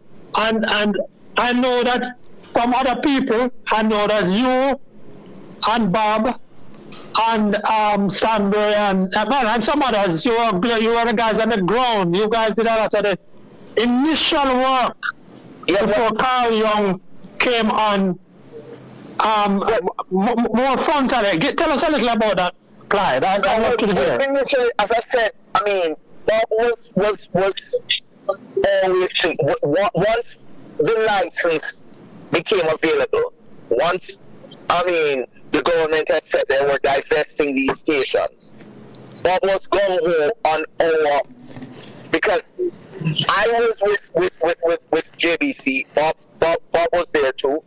And so he was thinking that, he doesn't want to give up on radio, right?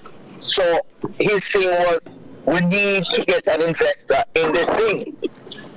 And so he knew Carl, and he thought that it would be a good idea to introduce Carl to it. So we had thoughts about having a station. What we didn't have was an investor, and that's how Carl came in. Yeah. So when Carl asked him who is going to run it, he had in his mind, he was clear in his mind who he thought would be able to do a good job. Well, Carl, looking at the situation, would not thought so, because I didn't represent the kind of image that would inspire confidence to Carl. But you guys didn't deal with. I'm sorry, but I have to ask you, because I tried to get him yesterday, and Clyde is so fundamental to the story. You guys didn't deal with that ownership issue, though, Clyde. That ownership issue which remained. Yes, and that's a vexing issue. And now that you have raised it, Franco, I think I'd want to talk about it a little bit. What is perhaps most painful is that to date that issue has not been settled, because there was an understanding. Remember, there was a lot of groundwork that was done that was basically sweat equity. Right? Yes. Everything was done before. There was a long period where nobody was being paid anything. People were just giving of their labor and their ideas to the effort. And the understanding with Carl was that Bob and I would have been given our equity, and we had that, and it was a gentleman's agreement. But that went awry. For a number of reasons, which I maybe won't go into at this point.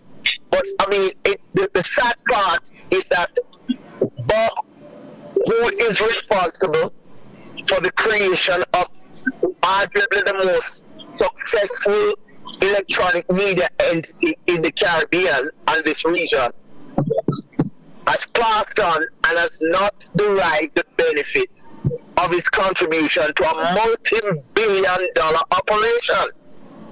And that to me is very, very sad. Yes. Very sad. Yes. Well, as it stands now, Clyde, you know who... And that's what, you raise it, Franco, and since you raise it, I am going to address it. Yes. But and I'm very glad to hear you address it, because I know you are on the ground. I know you are an initiator. I know you are a manager there. I know of all the thinking and the late night work that some of you guys put in. I heard about it, and it's important to hear you, Clyde McKenzie, speak to that issue, which some people believe broke his heart. Yes. No, it's a very different. This is about, you're about the 10th person who used the term that Bob was heartbroken. The 10th person who used that term to me, right? Yes.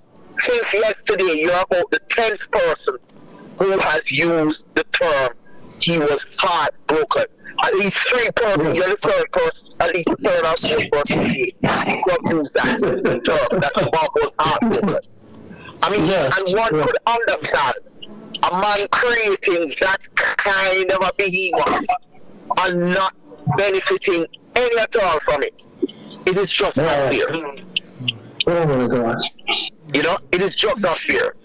And you Franco, you were in the belly of the beast. So you would have seen a lot of what happened. creativity. I mean, when you look, I mean, some simple things. When I remember, Bob, I mean, we would just sit down and be creating the jingles, the jingle package. Bob and Ezekiel. I mean, Ezekiel, that Ezekiel thing is Bob alone, is Bob quite alone on that, you know. All of those Ezekiel is Bob alone, you know. Many people don't know that.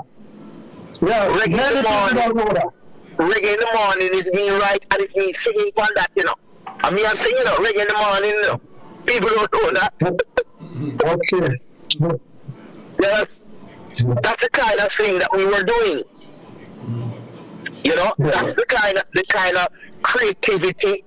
I mean, that we really were into as far as the station was concerned. I mean, we went out with that, all of these people to do some exciting jingle package. We did some incredible thing. You know, I will tell you a story. The all reggae concept, some people say came by accident. Because when we were going around to the advertising agencies to make them aware of the fact that we'd soon be coming into being. I remember going to mechanics and they asked me the question, what kind of format you're going to have at the station? And I wanted a simple elevator kind of speech, you know, a quick, elegant answer. What kind of station? And I say, we're going to have an all-reggae station. And when I said that, I gasped. I gasped. Because I said, I had no specific instructions to say that. You understand? Yeah. I started and I make sure them days you never have the cell phone thing never prominent. Because it's them days when you have the big clunky things what they call cell phones. And I run outside and I call because I said, right, I overstep the boundaries. You understand? And Carl said, don't worry about it, man. Don't worry about it. But we were so innovative because we had no budget. Because remember, you know, here was a situation where everybody was saying to us, hey guys, we're going to have to spend some money to get some big stars because we're brand new station. And we said, no, you know, because through me knows Carl don't want to spend the money in the first place. We make sure that we find the cheapest way. So it's people we know and think them have talent. We get them, you know. I mean, one of the most brilliant engineers in the world for me is Duval Pearson, right? Yes. You know that one, Cole? Yes, man. Man, I forgot. And Duval was my wife's brother, my first wife. My wife who died, her brother. And I employed Duval to the station. I mean, people say, where do? Because Duval not an experience. Duval don't know nothing. I mean, Duval is just a youngster like me too. And it's pure risk we take because to make sure that, I mean, we have cheap labor, basically. You understand? We never had a budget for advertising and promotion. We use test transmission. That is, I remember calling the Broadcasting Commission.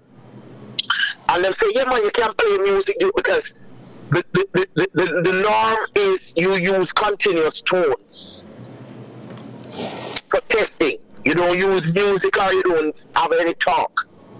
And when we check the broadcast codes, we say, well, we can play some music, you know. And so we start playing the music, you know, and it says we're conducting a test transmission. People hear the sound and then say, Jesus, I want the station here. And people start signing on for the station. We never spend $1 on advertising.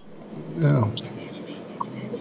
That's the kind of thing That's the kind of thing that happened there. Yeah, and Bob was at the forefront in a number of those initiatives. Clyde, one of the things you must remember, you know, the Jamaican market was hungry for this reggae station, you know. It was hungry for it. You know, I'm going to say something, and it might sound strange, but with Alma Makian, and this is one of the pioneering figures that passed recently that we need to acknowledge. I remember Alma Makian used to tell me that we need to, as in training, she used to stress the Jamaicanization of the airwaves. And I would have maybe forgotten it, you know, after the years pass. But somewhere I feel, and I told her to, somewhere I feel that I had stored that idea of a Jamaican station somewhere in the back of my mind. And so when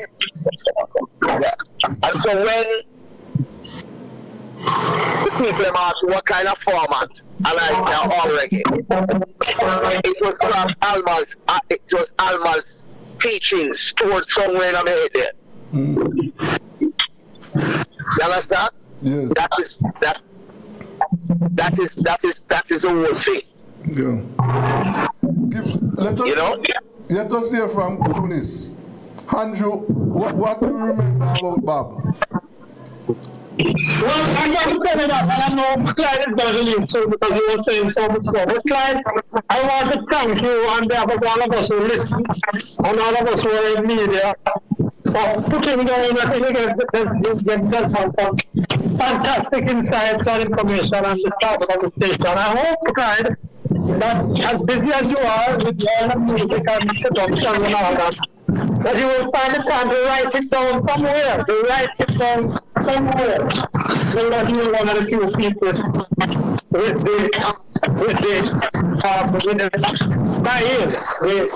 integrity to do that. And I also want to say that you have not acknowledged yourself the fact of the genius in saying that all reggae station, because it was a stroke of genius. And that stroke of genius has a tremendous value, because as many people believe, it would not have been that Jamaicanized station, that all reggae station you got. So that stroke of genius with a lot of value. It's nice for you to say that, because Carl never see that name cast up. Is this what is that class genius to bring up to me? It's nice that you think so. Yes, I'm telling you, guys. I'm telling you. And then I'm taking over because Clyde is one of the people with the ability to speak specifically to that time, and the time including Bob. And Clyde is himself one of the players. And I don't know if he got any money, he'll tell us another time. But don't worry, Bob, nothing. No, I don't get no money yet, you know. I don't get no money. So anytime I get some money, I go and buy you a drink in a Franco. Because you bring, you see, you're one of the few people who has brought it to the fore. Yeah. You understand me? Because we have swept this under the rug, you know. But now that Bob is gone, you know, this whole wound has opened up again. Yes. Yeah. You see, because this is an injustice. It's an injustice, a serious injustice. Yeah. Let us have a word from Hans. Let us hear from Hans. Good, it's one looking. Yeah, man, good afternoon again. Yes. What Clyde is saying is really just so reverberating. Because as we have seen it all across the entertainment industry, where people are not credited for their input, they are not given any sort of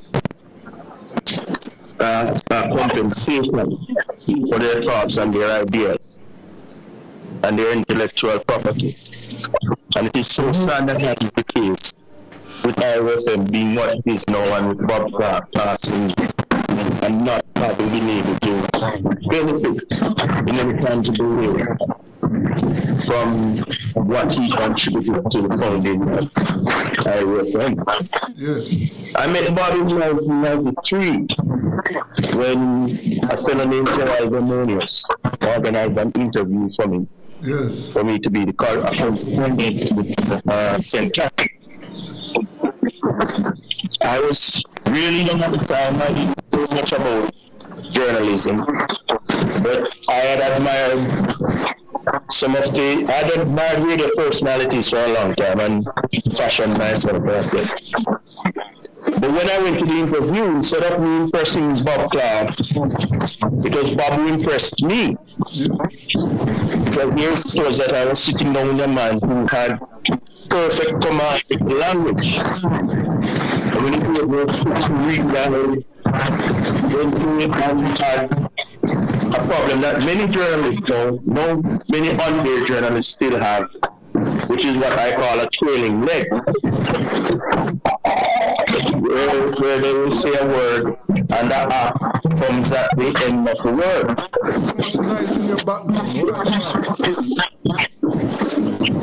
I don't know how to write that. Let me take off speaker. Yeah, let me get off speaker. Yes. Let's talk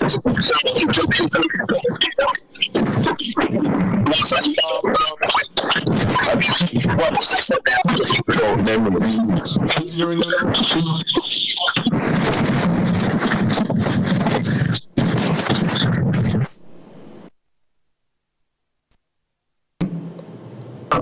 I don't know. I mean, maybe because where you are, yeah, you might be hearing more than me. But I was hearing. Are you hearing me going on? Yes. I was hearing. Yes, but I'm hearing you too. I'm hearing you better now. I'm not hearing this one. Yes, are you hearing? This one, you hearing him? Yes, I'm hearing him very loud and clear now. Go ahead. This one? Yes. You're not hearing me? Hello? What something has gone wrong. Yes, one? I am hearing you doing now. You're not hearing me? Oh, you're hearing me. Okay, yes, okay. Go ahead. Yeah, I just wanted to make the point that Bob made Sunday afternoon for families.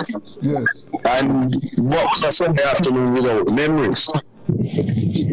Because he gave rise to a revitalization of what we call oldies in Jamaica.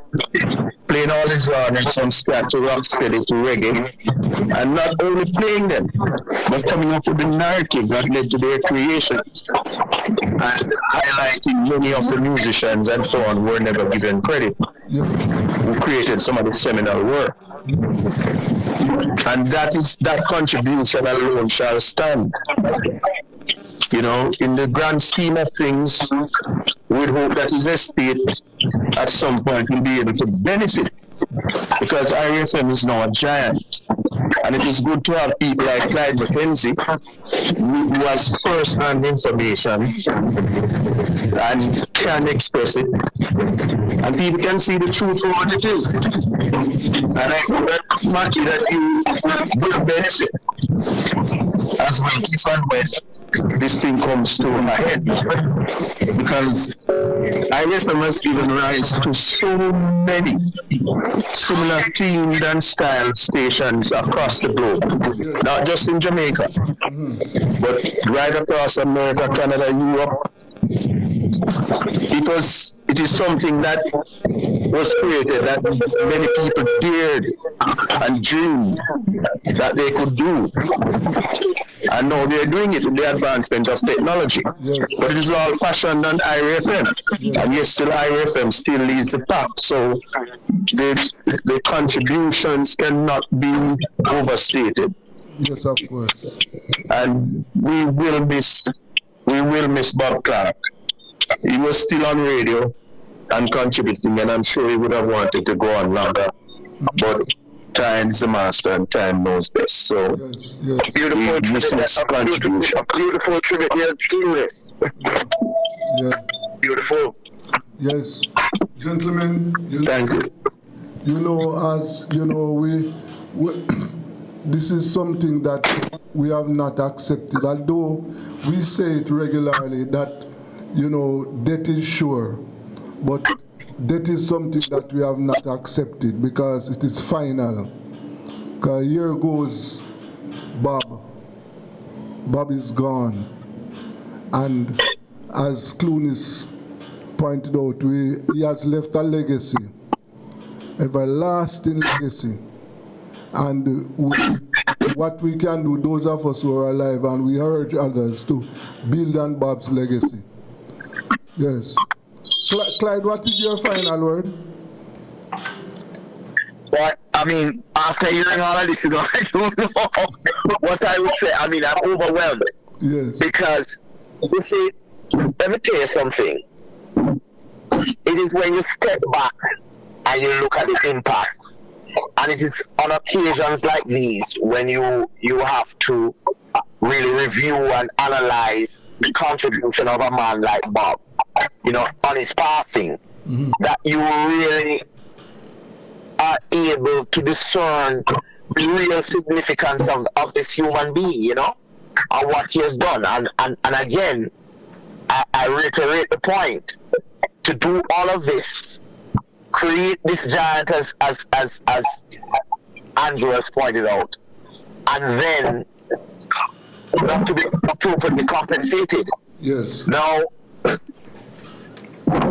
Bob was not just a pioneer, but Andrew hinted to it. He was a reservoir of knowledge when it came to the music. I learned so much about the music because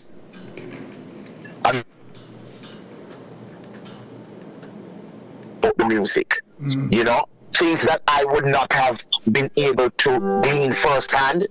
He was there and he saw it, and he was able to point out to me and have me really absorb it. Yes. You know, and I always like to tell people and even my students, you know, I will tell them, when you're looking at natural broadcasters, like in Jamaica, where it is just a beautiful sound, and they don't put on anything, it's just them hearing, I always like to cite Bob Clark and Elise Kelly as my examples of really natural broadcasting. They are the prime example to me, male and female, of what natural broadcasting is. No put on, just talking, and it's just so beautiful. It just sounds like music. Okay. Yes. Franklin? Yeah, so I just am honored to be on with you guys, with Clyde and Andrew. I mean, when I couldn't pretend to talk about music when around Clyde Mackenzie, man. Well, I can't say anything about music except that I can say Bob seemed to have set himself as one of the pillars that against garbage in radio, against pretenders. He recognized talent, he encouraged it, but he was a pillar against riffraff. And I say that understanding of what I'm saying. And he was knowledgeable, as Andrew explained a while ago. He was knowledgeable, and when Clyde said he was so natural and was just able to speak, it's from that knowledge that he spoke so well and spoke the music. Okay. And for me, I remember him also often criticizing news reports, taking on the language, just as Andrew said earlier, and asking questions about it. Right. And for me, part of the story left now is through Clyde Mackenzie, who almost finished the journey on it. Okay, yes. Andrew, your final. Yes. Yeah, Andrew, your final. Well, I appreciate the fact that the government had awarded him the order of distinction. But I think for his contribution and the resonance of what he contributed, that we need to look further and pay tribute to a man like Bob Clark, because what he has done has laid a foundation. And when we look at the bigger context, our vintage music lives on simply because he brought it into the homes, into families. And so he has spanned generations. Okay. And we hope that he will get the credit for the work that he has done. Yeah. Gentlemen, we have exhausted our time for this section, but I want to tell you something. This is something we have, let me say, to be continued, because the work, the legacy left by people like Bob Clark is everlasting. Thank you very much, Franklin. Thank you very much. Thank you very much, Clyde. And you're welcome. Yes, long live Bob Clark. One love. Yes. That was a tribute there to Bob Clark. Yes. And as we say, he has left an everlasting legacy. Let us take a break now. This is Rebel Radio.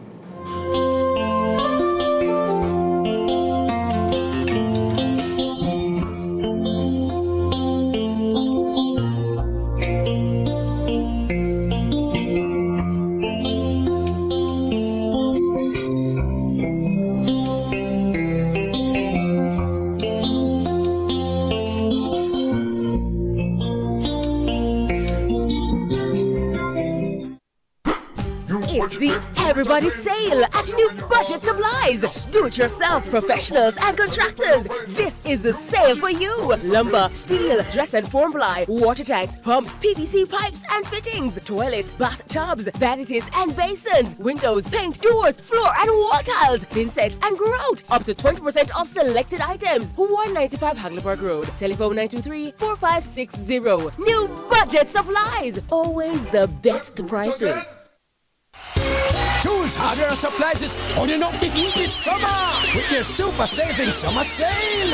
Prices are slashed on everything you need to fix up your home. Beautiful tiles, sleek doors, top quality windows, modern sanitary ware, exclusive flooring, and more. At Tools, hardware, and supplies, we have you covered for the summer. So come visit us at 279 Spanish Town Road, 4 South Camp Road, 8 Red Hills Road, or online at toolsja.com. Tools! The Lion King of Hard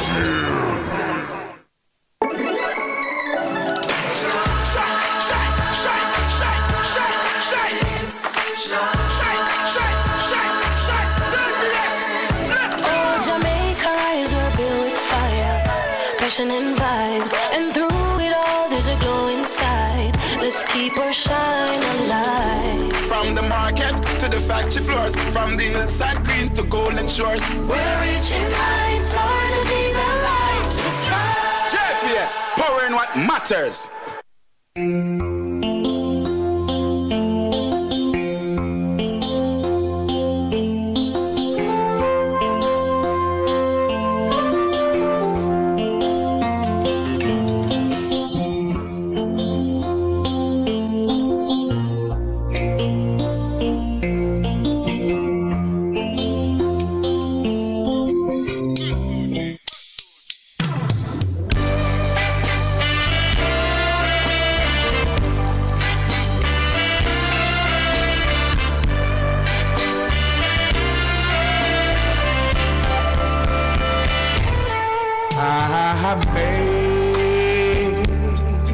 Amazing grace, how sweet,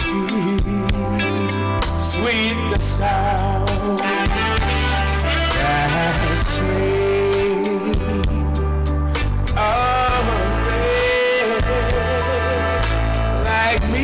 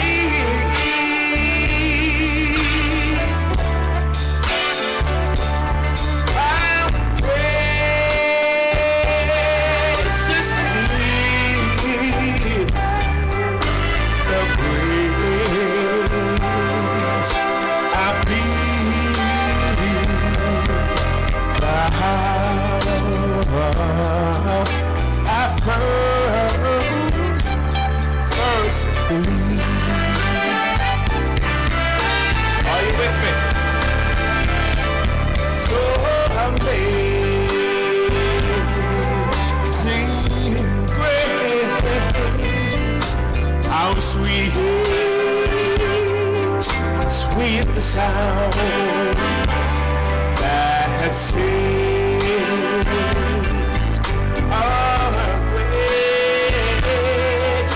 like me.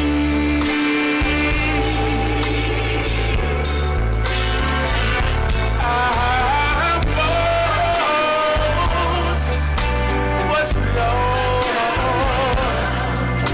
but now I'm found. I was blind, but now I see.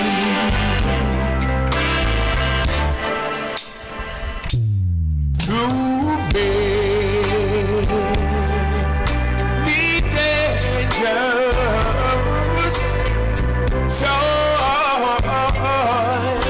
and sneers, I've had already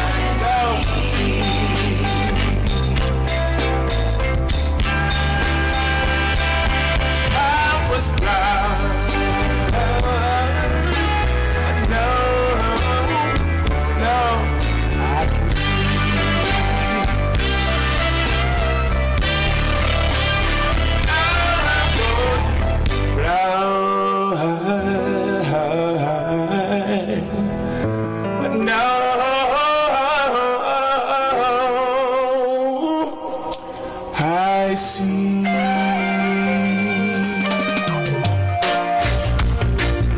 Father God, Most High, to you I give all the glory.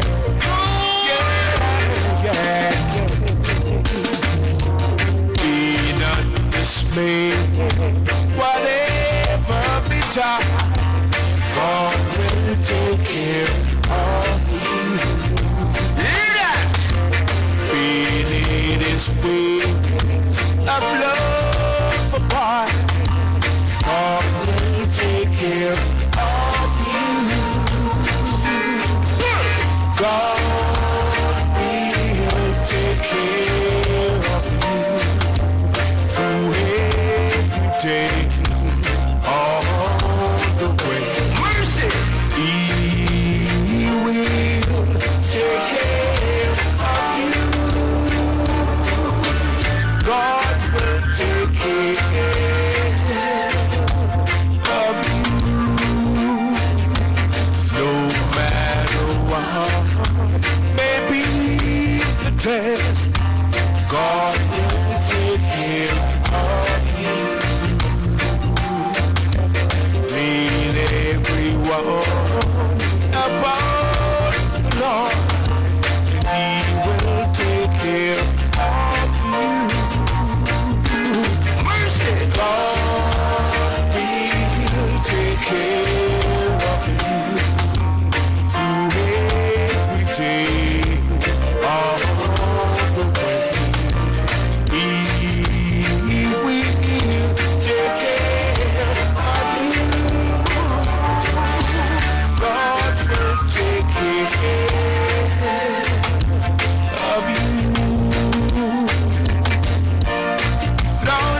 say glory. No matter what sickness it may be, yeah. No matter what problems you go through, no matter how rough it may be, the Lord promises He will ever take care of you. So God will take care of you. Mercy.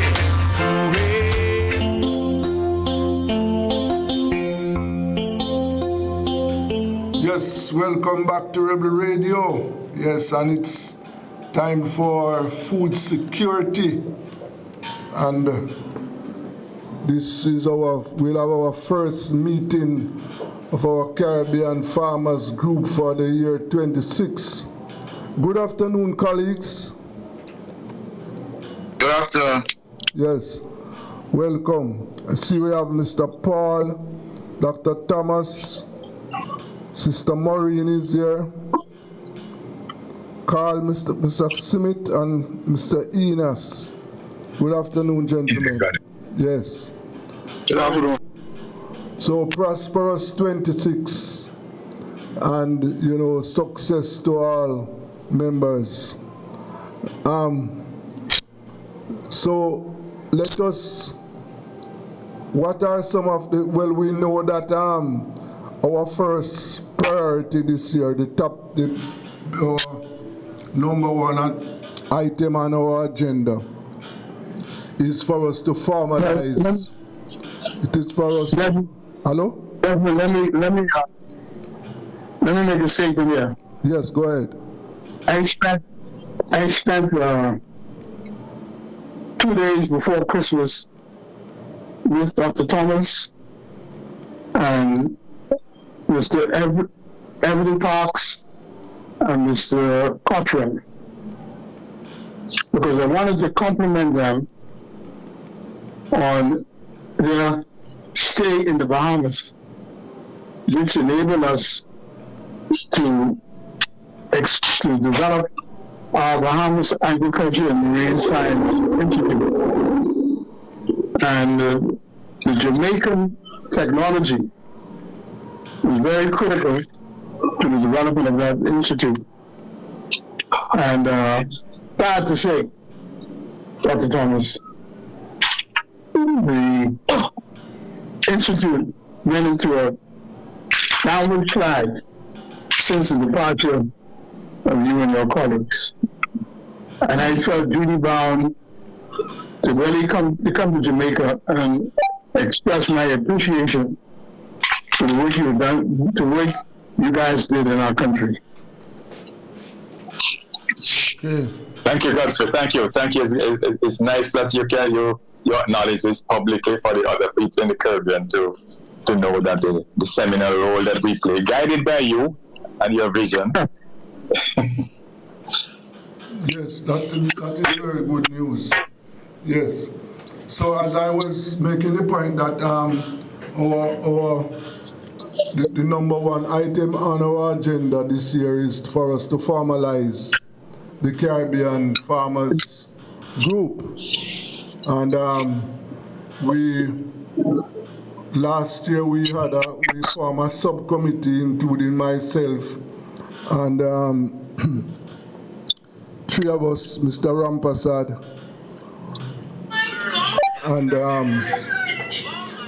Sister, the only female on the group, right? And we were supposed to go through the document, go through the Constitution. Yes, and fine tune it for presentation to all of us. Well, we have not completed that exercise as yet. We have not. But we set ourselves that we want to, we are not going to, it is not going to be completed by the end of this month either, right? But what we are set ourselves an agenda that we must complete it by the end of February, the latest. so that we can get ahead with formalizing our food. That is what I can report. So, in the meantime, members, what's on your mind? The floor is open. Well, we've been seeking alternative markets for products. And there's a gentleman in my office, Mr. Lynn, who has been actively canvassing different markets in Falcon to find products for our in the market.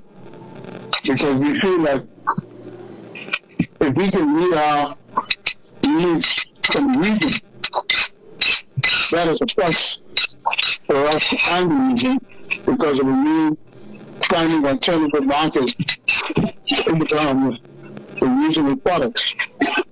And it seems that the freight is not a limitation as it used to be, because there's a lot of movement between products between the islands up to the Bahamas. So we're just trying to make a connection with some of these sources. And we believe that will reduce our costs. We don't have to go through Miami, we don't have to deal with the U.S. tariff system, etc.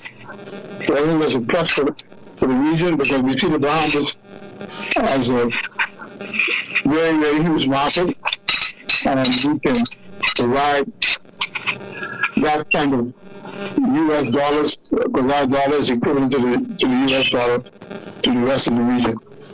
Yes. So how is that process going, Mr. Innes? Have you tell us about that process? How is it going?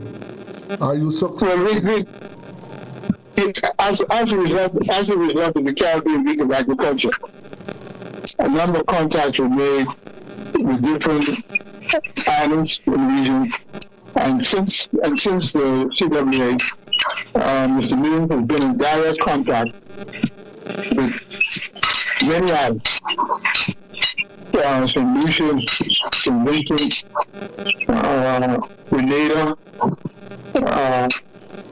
and we have been trying to source products, and we believe that it will work to the benefit of all. Okay. Yes. Question. Good evening or good afternoon to some people. Could you just enlighten me on the products, because I hear you mention other people, but I didn't hear Trinidad and Tobago, because we have a huge approximately $8 billion TT dollars importation of food in the country. So I'm wondering why it is that we are not on board on that to reduce some of that cost. Well, we're primarily an importing country, so we're looking for sources of supply. That's what we're looking for in the Bahamas. Sources of supply in California. Yeah. So because I didn't get Trinidad name called, so I asked that question. No, but what can Trinidad supply us? But Shiraz, what he's saying is that what Trinidad can, if Trinidad can come into the market, they are seeking, what they are trying to do, is to source food from Caribbean countries. That's what he's trying. That is what. Yeah. Well, I know we have another poultry, and as the dry season has begun, we will have a lot of tomato. We have a lot of vegetables going to come up, because those flood-prone areas will be into mass production in a little while or so. So you will be able to get some of those things from it. At this point in time, you may not get, but in a short while from now, probably by end February into March, we will have an abundance of some of those products. So I think you can liaise with some, and Darrell is one of the better people to liaise with, because he's the president of the Agricultural Society. Yes. His organization is the representative body for Trinidad and Tobago. Yeah. So I will have a chat with him after this telephone call and tell him Bahamas is looking for some supplies. Yeah. Yes. What Mr. Paul, Mr. Thomas? Paul? Yes, I didn't get the question. No. You heard, I think are you aware of what Mr. Ineas is saying about Bahamas trying to source food supplies from CARICOM countries? You're aware of that? Well, no, I'm not aware of that. Let me just say our first challenge is really to make sure that we satisfy our local market demand for product.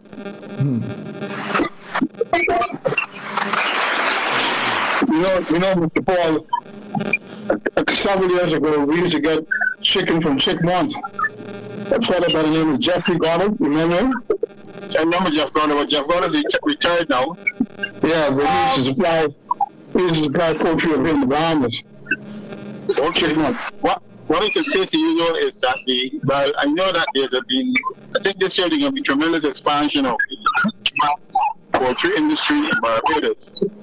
And what we're hoping to see, of course, that that as a result of that expansion, that there will be some exportation of chickens, out of Barbados. So that there's a possibility there. But as it stands right now, we are meeting demand for the locally, but there's supposedly some expansion because I think there's a new processing plant that's going into operation now. Yeah. Oliphant, good afternoon. Good afternoon. Yes, sir. You heard the situation with Bahamas. Yes. What the Jamaican farmers can do about that? Well, right now, vegetables, we have cucumbers, lettuce, a lot of lettuce and cucumbers. And I think some farmers even don't know what to do with it because of the... There's a glut. There's a glut of that. No. Not hearing you. Repeat what you said. Hello? Yes, repeat what you said.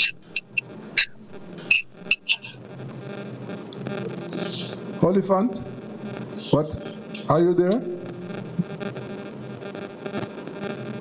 Hello? Yeah, yes. I'm trying to make contact with Mr. Oliphant, but to look as if he's not hearing me. Hello?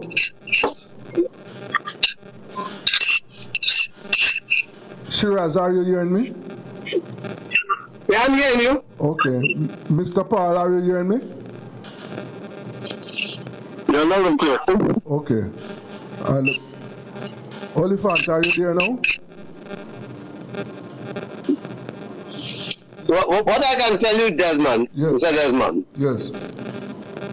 With the Caribbean Farmers Association up and running, or under CAFAN, up and running in an efficient way, he would not have to be looking for that because every time we have a meeting, a general meeting, and we put our issues on the table, yes, we could be able to deal with that very early. So I think it's more than ever now that we need to be seeing that will happen, but it will happen more and more to the region. Because our Trinidad situation with the recent spate of events as our neighbors are facing, we don't know where we are. We're going to come in running up or down, left or right or center, We don't know what's happening. Yeah. So when we are organized and we are to the table, these issues will be easily satisfied. Once everybody on board and willing to work together, it can be solved easy. Yes, I agree with you. Yes. Let us, gentlemen and ladies, just hold it for me there. Let us take a break, please. This is Rebel Radio. We are on food security. Let's go for a break.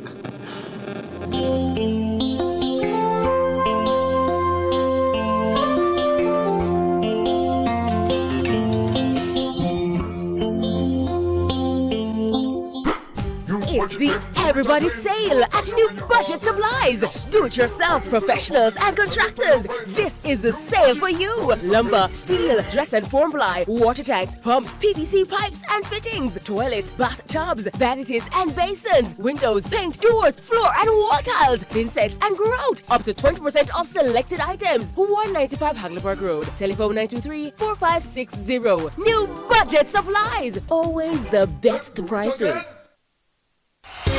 Tools, hardware, and supplies is turning up the heat this summer with their super saving summer sale. Prices are slashed on everything you need to fix up your home. Beautiful tiles, sleek doors, top quality windows, modern sanitary ware, exclusive flooring, and more. At Tools, hardware, and supplies, we have you covered for the summer. So come visit us at 279 Spanish Town Road, 4 South Camp Road, 8 Red Hills Road, or online at toolsja.com. Tools! The Lion King of Hardware.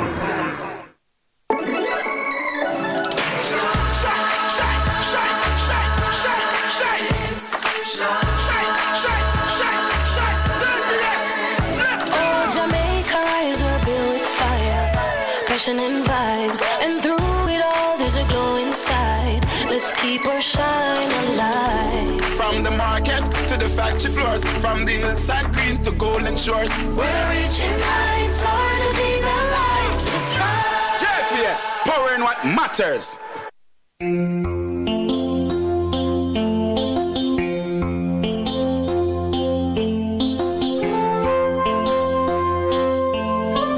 Welcome back to Rebel Radio.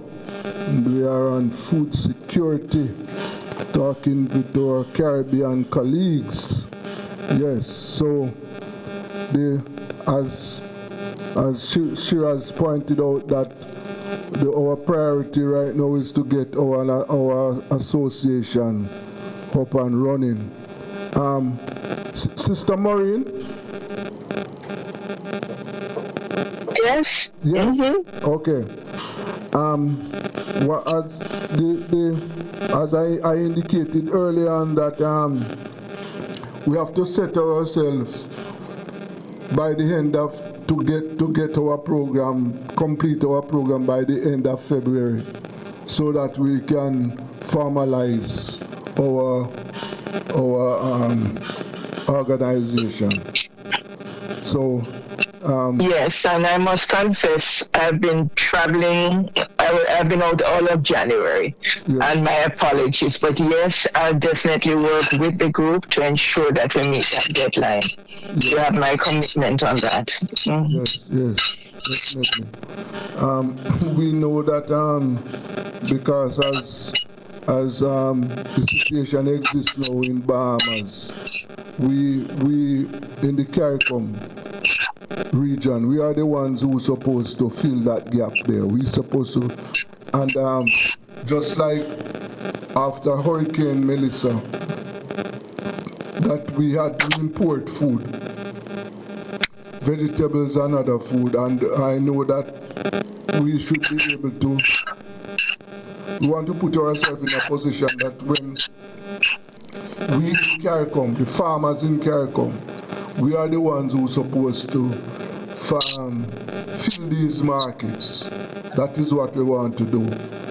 But so if there is a need for food in Guyana, in Jamaica, wherever it is in the region, we must put ourselves in a position that the farmers here in the Caribbean, they are the ones who are supposed to fill the gap. That is what we want. The other thing that we want to think about is that when it comes on, as I indicated some time ago, we need to widen our grasp now. We need members out of Guyana. Anybody in this group have any contacts in Guyana? Let us know.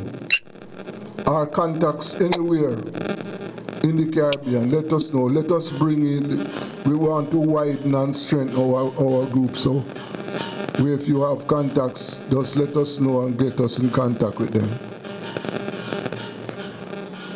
Dr. Thomas, you have any news for us? Desmond, I wish I had, but I am presently in a conference dealing with stem cell therapy for animals. Okay. So I am doing two things at the same time. So that's why I have no commentaries save that of my response to the esteemed colleague Godfrey Ennis about BAMSI in the Bahamas. Okay, yeah. But I'm saying though, had we gotten certain momentum from the development of BAMSI, I could tell you that we would be by now in a position to indicate to Jamaica that we, in a tangible way, that we could supply some of the things that they need here in Jamaica from our production, from our tutorial commercial farm and our outreach program in the Bahamas, in BAMSI. Okay. Because at one time, we were actively attempting to establish a trade arrangement between Bahamas and Jamaica, because Bahamas produce good onions, a lot of onions during the season, and with the demand being greater, we will be able to satisfy a percentage of what Jamaica imports. Yes. So that was, I'm going to remember all the way back in 2014, that was one of the objectives that we wanted to fulfill, with the BAIC working with BAMSI to supply the Jamaican needs in onions. Right. You also had a product called bottled tomatoes that you like. Yes, the bottled tomatoes. That's correct. Crushed tomatoes. Okay. Well, because presently we in Jamaica import a lot of crushed tomatoes in cans from Italy and those places. Okay. And the Bahamas has the capacity for doing that. They have the experience because they have been doing it for several decades now. But in that case, in the Bahamas, it is bottled, so we could develop our unique standards for having it marketed in cans. Yes. Yes, sir. We may be able to revive that, Omar, from two perspectives. The government has launched what they call a community farm, community kitchens. You remember we initiated that. Yes, BAMSI, right? And one of the community kitchens will be built in Eleuthera, another in Ted Island, and one in New Providence. But the problem is there's been a reduction in raw material, and so we will have to develop a program to increase raw material tomatoes. But that is a very it's possible, but it's not an easy task because Eleuthera has become very touristically oriented, and many of the young people are not attracted to the land as in the days past, and so there can have to be a youth drive to get these young people back into production and possibly in the protected conditions, So that is what they do, greenhouses, etc. So it's an activity in progress and evolving. Okay, yeah. So the revised BAMSI should look at that, Godfrey. The revised BAMSI and the BAIC should look at that because there's a strong possibility for the counter trade agreement between Jamaica and the Bahamas. Yes. Yeah. That's a very good move. Very good move. Yes. Mr. Smith, are you there? Hello, Mr. Smith. I see him, but I don't hear him at all. Yes. So, Shiraz, what is the latest in Trinidad? Well, the latest in Trinidad is that the whole country is going through a system of tax and more tax and more tax because we are fighting a system where we have more people being charged for road traffic offences, but nothing is being done about PJ larceny. And lastly, we still have that expanding in a large way, and the home invasions and the crime has not been. But they say that we are becoming a lawless dump, and the way to do it is to try to give people real money. There's one guy who had a vehicle worth $12,000, and he got a ticket for $19,500. It make his name on the internet. So you know what's happening. Okay. Now what happening is that what I think is happening right now in Trinidad is that a lot of the farmers are very despondent because, as I said earlier on so many other occasions, our farming community is aging because just as someone said earlier on, that the young people, and I will repeat it again, if we don't make agriculture attractive, sexy, my term I've been using to make it sexy, then we would not be able to get the young people in, and it's got to be profitable. Because today they're advertising on the internet, they could do AI and make money. So we need to sit down with the government and the authorities within the Caribbean areas, how are we going to attract these young people and put necessary incentives in place to encourage it and encourage production. Because we have look, I don't know if other Caribbean islands having a problem. Right now we haven't got ducklings since December month. That is the mule, the farm duck that we call the mule. Yes. We haven't had none come in at all because there's a outbreak in Florida and some other states that we get the duckling from, and people are complaining they have no ducklings right now to rest, so that some of the farmers are idle because there is a problem. How could we now within the region start preparing our own breeder farms that we had in the 1980s?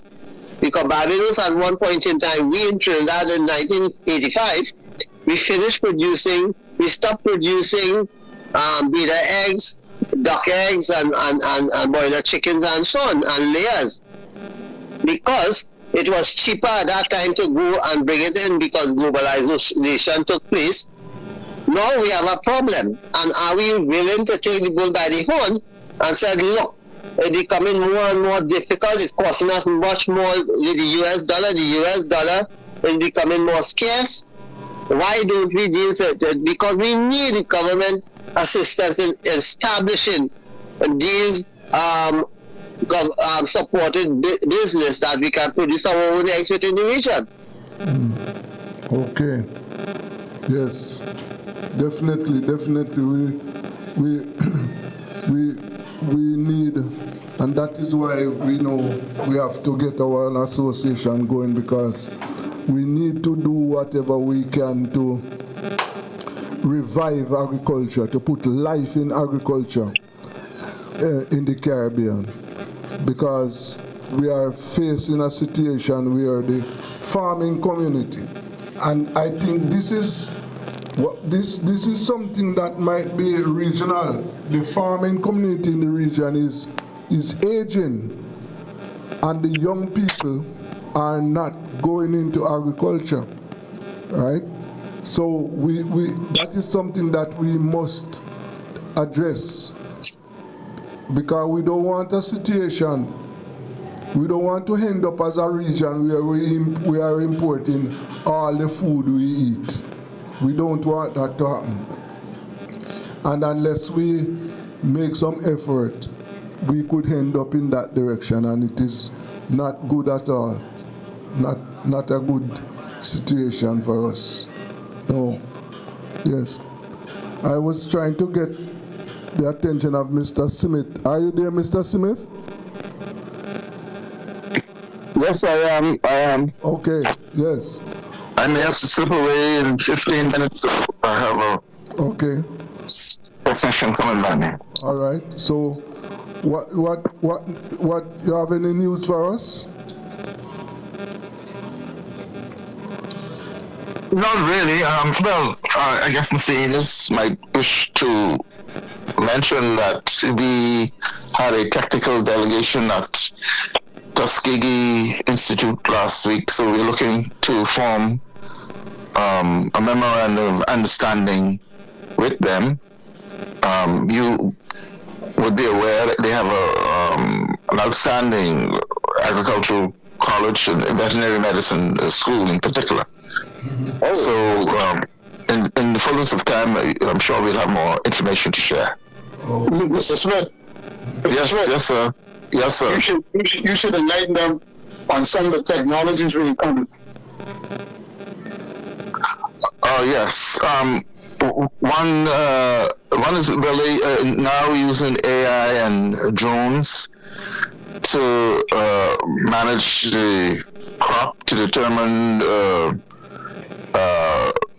fertilizer need, identification of pest, stage of maturity of the crop. They also have a technology which I think is developing where correct me if I'm wrong, Mr. Ines, but I think it's the nostril of the sheep or goat. Right, you're right. Yes. To assist in terms of detecting when the animals are ready for, that's when they're ovulating, I think. Yes, I think. Pardon me? As an interesting, I'm a livestock farmer, a sheep and goat farmer, so interesting move going on there. Yes, you see, what is also very noticeable to us that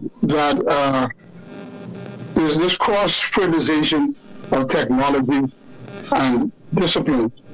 We found that, for example, engineers are involved in this robotics of agriculture. Computer scientists or computer students in engineering and computer science are involved in robotics. And we believe that one of the ways of attracting youth to agriculture is to employ these new technologies in production. The problem in the Caribbean, gentlemen, and in Africa, Caribbean universities lack the financial resources to purchase and put these technologies into play. That is the problem, and I think that is retarding. This inability is retarding our competitiveness and our ability to feed ourselves. And I only can talk about from the Bahamian context. One of these robot machines is only $30,000. That's less than a car in the Bahamas. And we feel that we're going to introduce these kinds of technologies to attract our youth to agriculture. And this, you know, one of my criticisms, and I'll be very upfront, one of my criticisms is that extension has failed in the Caribbean. Extension has failed. And it has failed because it has not been farmer-oriented. Extension in the Caribbean seems to be geared towards putting a bunch of technicians in the field and hope that they could advise the farmer on what kind of fertilizer to use or what kind of chemicals to use, but it hasn't addressed making the farmer an innovative individual, an agent of change. And I think that is where extension has failed. And one of the things we looked at Tuskegee is extension. Because without extension, your agriculture is stagnated. Because your farmers are not growing, and that is why we have a decline in farmers. And I'll never forget when Omar came to the Bahamas and he saw some data which I had generated, and his conclusion was, I don't know if you remember, that the sector had collapsed. I remember that? Or what's going on? The sector's collapsed because of the decline in the numbers of people in agriculture, because everybody going to work in the hotels. And now tourism is spreading to the family islands. And as a result, young people, before they work in the hotel, then they work in the field. Yes. That is a serious issue. Serious issue facing Caribbean agriculture. How to modernize the sector. That is something. Yes. Yes. Something. Can I jump in here? Yeah. They have some farmers. Not. I wouldn't say that they are like state land farmers. Who have their own land and can manage their loans and without seeking government approval and some things. Some farmers in Trinidad and Tobago has gone beyond what the ministry and the extension services are about doing. And some of them, they reluctantly want to share that with any state because they have not supported them right through their work of expanding and growing and all that. The duck farmers, some of the duck farmers and duck producers in this country have gone with technology sexing the duck from eggs, fighting the eggs and as a born. When you in normal farmer have to wait until they get a certain age before you can realize which sex there is. So people have done that, and you can't blame them because they're selfishly withholding their technology because there was no support from state in any way whatsoever to assist them. Same thing with the poultry industry. Same thing with some of the sheep and goats, some of the bigger farms in this country. Like Marilisa farm and some other farms. They have gone with technology because they employ the people and they get the information. Some of the pig farmers also. But the average pig farmer cannot get the information they want because it was never supported by the state. In fact, when you want to import something, there's more problem to import something from Trinidad and Tobago or export something from Trinidad and Tobago than to get it out of the US or other countries, or, or within Caribbean in some cases. And I could go up on the American website and see what was imported, what was exported. Which Caribbean country had that information that they could get right off the bat on the internet. So it's not only the farmer, So you have a situation where if agriculture is treated as an industry, not as a sideline, not for when COVID to say we are relevant. If we could treat agriculture as a business and stop treating it as the bastard child of our economy and have the exporters who are basically financiers of political parties and friends of politicians, then we will continue talking about this when both of us or all of us that is present here no longer are new so that people come and blame me for not fighting for that to happen. Yes, sir. So we gotta stand up. We gotta use this organization being formed here and stand up and be committed to make drastic changes so that the Caribbean benefit and the present farmers benefit and the ones that are coming after. Yes, definitely. But I just want to say something, gentlemen. As soon as I have some extra money, I need to probably take a little trip to Bahamas and see some of the great work that they're doing. And highlighted it. No, it's serious because when I was in Barbados some years ago and Barbados was doing DNA testing in animals, especially with the Barbados blackbelly sheep. To how to breed and when to breed and see who have a far away genetics and all of that. I don't know how good that program has gone and how far it reached, but these are the things we need to get back into the Caribbean to boost our production. Yes. Better the Barbados blackbelly sheep, better the Jamaican hoop, and using genetics, not modification, but using genetics to breed and get that through DNA testing and so on. The Jamaican hoop, the red pole, develop the red pole into a more beefy animal, more structured animal, not modification, but through genetic selection. Yes. The hope to produce more milk. So everybody developing on even the Caribbean behind. Gentlemen, I think we in the region have been through has allowed our governments to dictate the course of agriculture in our country. Yes, correct. And I think that what we need is a Caribbean-wide conference on agriculture, right? Which is dominated by farmers and consumers, and let us sit down and come up with a holistic program to uplift agriculture in our region. Because we have 17 countries in CARICOM, 18, and each one got a different program. Each one got a different program. And I don't think that is wise, because there are certain islands with certain advantages, and those advantages should be exploited if the resources are there to assist those islands in exploiting the resources. But if everybody has their own individual programs and duplicating effort, we're not making any progress. Okay. Yes. Quite right. Because what happens is that when we travel, I heard Miss Denton say that she has traveled. When you travel out into the developed countries, I've been to some of the countries like America, Canada, England. Especially in Canada and America. When I go to those farms, big farms, visiting them, who you see there's a Trinidadian, a Jamaican, or a Bajan, or a Guyanese running the farm. Okay. Running those farms. Yeah. You understand? They are in charge of the operation. They have a couple other Caribbean people working on this farm. They left with the technology from agriculture and further it when they go there. Why do you think they want a lot of Caribbean people to come and pick apples and tomatoes and pears and grapes and all of that? Because we are accustomed to agriculture. Yes. Yes. You know? Yeah.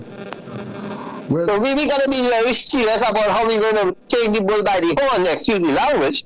Yes. Take the bull by the horn and say how, because if this organization don't get going to force with some of us with our forceful voice to demand that we get certain things done within the region, brothers, sister, we're going to be talking the same thing next 20 years. Okay. Well, gentlemen, we have come to the end of today's show, but as I say that our number one priority is to get the organization off the ground so that we can get cracking as soon as possible. I want to thank all of you this evening for taking time out to be with us, and until next week, Wednesday, thank you very much and have a good evening. Thank you very much and a very good evening to all. Take care. God bless. Yes. Okay. Good evening and thank you. Okay. All right. Yes. So that was food security, and we had our colleagues from across the Caribbean with us this evening. And as we indicated that we have to put some effort into getting the Caribbean Farmers Association going. Let us take a break. This is Rebel Radio.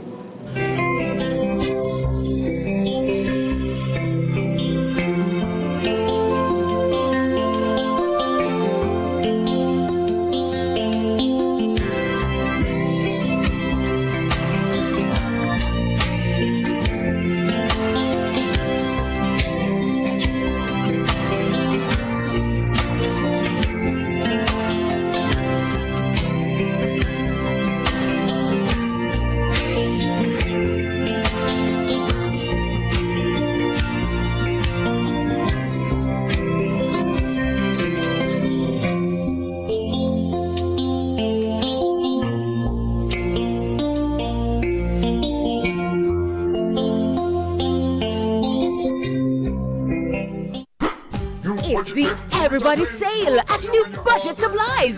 Do-it-yourself professionals and contractors. This is the sale for you. Lumber, steel, dress and form ply, water tanks, pumps, PVC pipes and fittings, toilets, bathtubs, vanities and basins, windows, paint, doors, floor and wall tiles, thin sets and grout. Up to 20% off selected items. 195 Hagleyburg Road. Telephone 923-4560. New Budget Supplies. Always the best prices.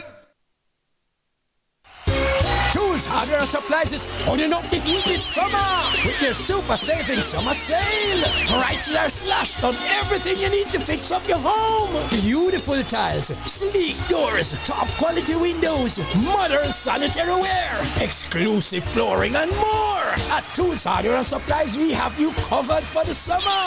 So come visit us at 279 Spanish Town Road, 4 South Camp Road, 8 Red Hills Road, or online at toolsja.com. Tools! The Lion King of Hardware.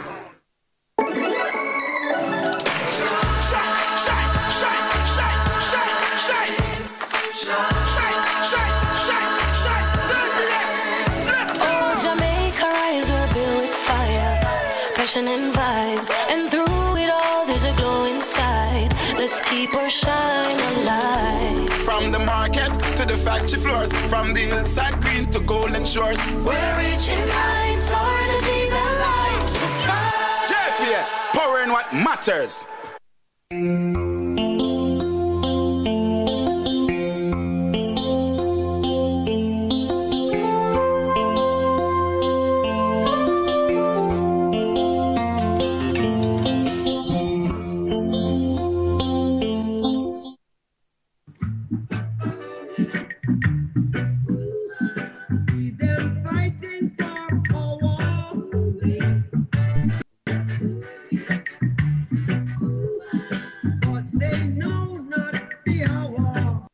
Imagine a world where information is power, where news meets insight.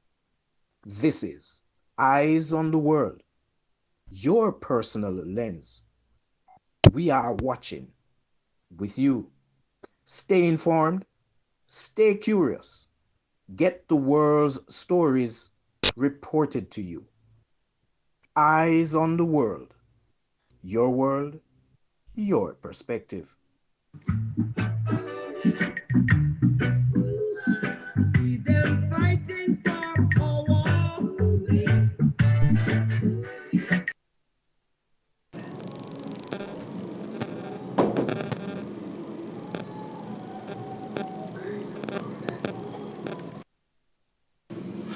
Yes, well, welcome back to Rebel Radio, and it's time for your program, Eyes on the World.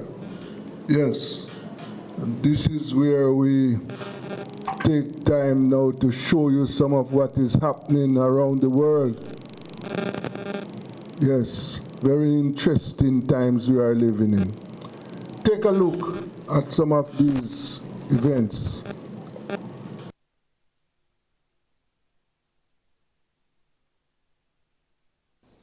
And for our final story, Trump's targeting of African nations through tariffs and travel bans have been no secret. But could his hardline policies be pushing countries in the continent away from the US and towards a bloc he fears more than most? That group is BRICS, and the latest country pursuing membership is Zimbabwe. But is there a risk the move risks frustrating Trump at a moment of global instability? Harare is intensifying efforts to join the BRICS group of nations as quickly as possible. The aim is to solidify a deeper integration into the global economy at a time where Trump's tariffs have impacted Zimbabwean exports. By securing membership to the group, Zimbabwe aims to unlock a host of benefits, including preferential trade agreements, increased foreign investment amid a more stable and regulated environment, and greater access to advanced technological expertise. Officials say they want the admission to be fast-tracked and have been in contact with BRICS member nations. Zimbabwe is ready to integrate more deeply into the global community, and joining blocs such as BRICS is very important for us in expanding our economic involvement and integrating Zimbabwe into the global economy. We have formally approached all BRICS member states, and we are looking forward to participating in BRICS in the categories that are allowable within the framework of the bloc. Now, this intent from Zimbabwe comes at a time of geopolitical tension, trade disputes, and policy division among Western powers. A big driver for that has been the return of US President Donald Trump, which has seen the weakening of long-established frameworks. And against this backdrop, BRICS is being viewed as a more stable option for cooperation, especially among developing nations. Currently, Brazil, Russia, India, China, and South Africa constitute the core and founding members of the BRICS bloc. Other members include Egypt, Ethiopia, Indonesia, Iran, Saudi Arabia, and the United Arab Emirates. But Trump has made his position on BRICS clear. Many of his geopolitical foes are in the group. And the US president has taken a hardline stance against the alliance, notably in the African continent against the Ramaphosa governments in South Africa. More broadly, he has threatened 10% tariffs on BRICS countries, citing what he called anti-American policies. While BRICS leaders have largely maintained a defiant stance, Zimbabwe have had to weigh up the benefits of joining the bloc versus any potential kickback from the US for joining the group. And currency plays a huge part in this. Zimbabwe, which has struggled with theirs for years, share a similar goal with BRICS, the ability to trade without a reliance on the US dollar.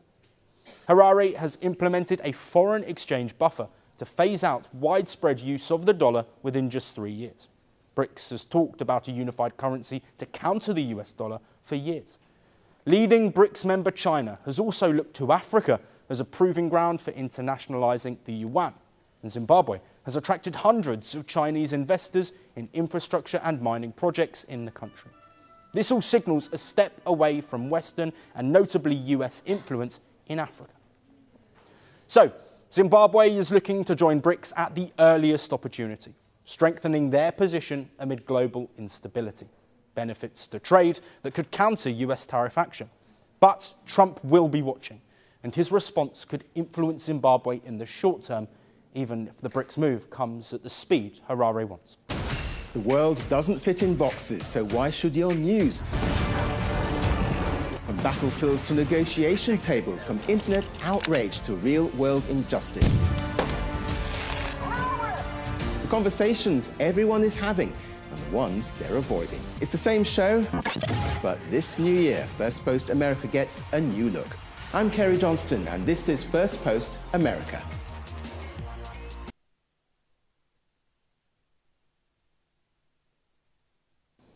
And for our final story, Trump's targeting of African nations through tariffs and travel bans have been no secret.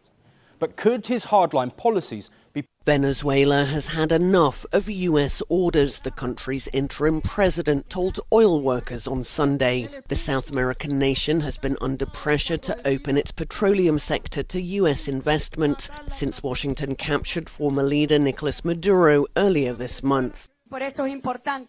It's important that we open spaces for democratic dissent, but that it be politics with a capital P and with a V for Venezuela.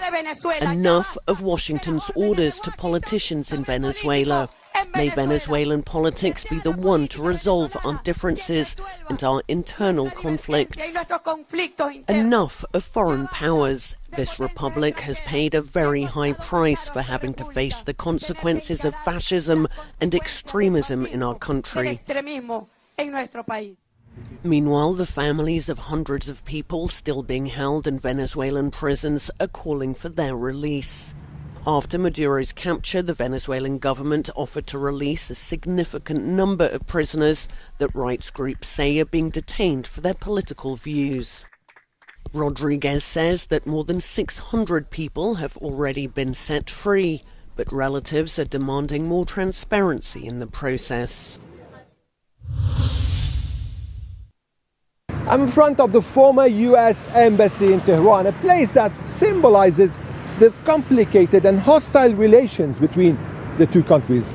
And today, it frames a new and dangerous phase in US-Iran tensions. The US military buildup in the region is not a routine show of force aimed at Iran. It's unprecedented in scale and structure, Aircraft carriers, submarines and long-range bombers are moving into position. This is not a ground invasion posture. It's a campaign-ready air and maritime strike configuration. Washington says the military option is still on the table, but a political decision has not been taken. President Donald Trump initially framed the pressure as support for Iranian protesters. That phase has passed. What remains now is leverage. The US has laid out clear demands: reduce Iran's ballistic missile stock and range, especially missiles that can reach Israel, completely halt nuclear enrichment and financing and backing of armed groups in the region, and remove any threat to Israel's security. Iran has drawn equally clear red lines. Ballistic missiles are not up for negotiations. Recognition of Israel is rejected outright. Tehran says it's willing to continue talks on the nuclear issue and argues that its regional role has already been reduced by war. Iran also warns that if attacked, it will respond with ballistic missiles. Potential targets would include Israel and US bases across the region. Its allies are signaling escalation.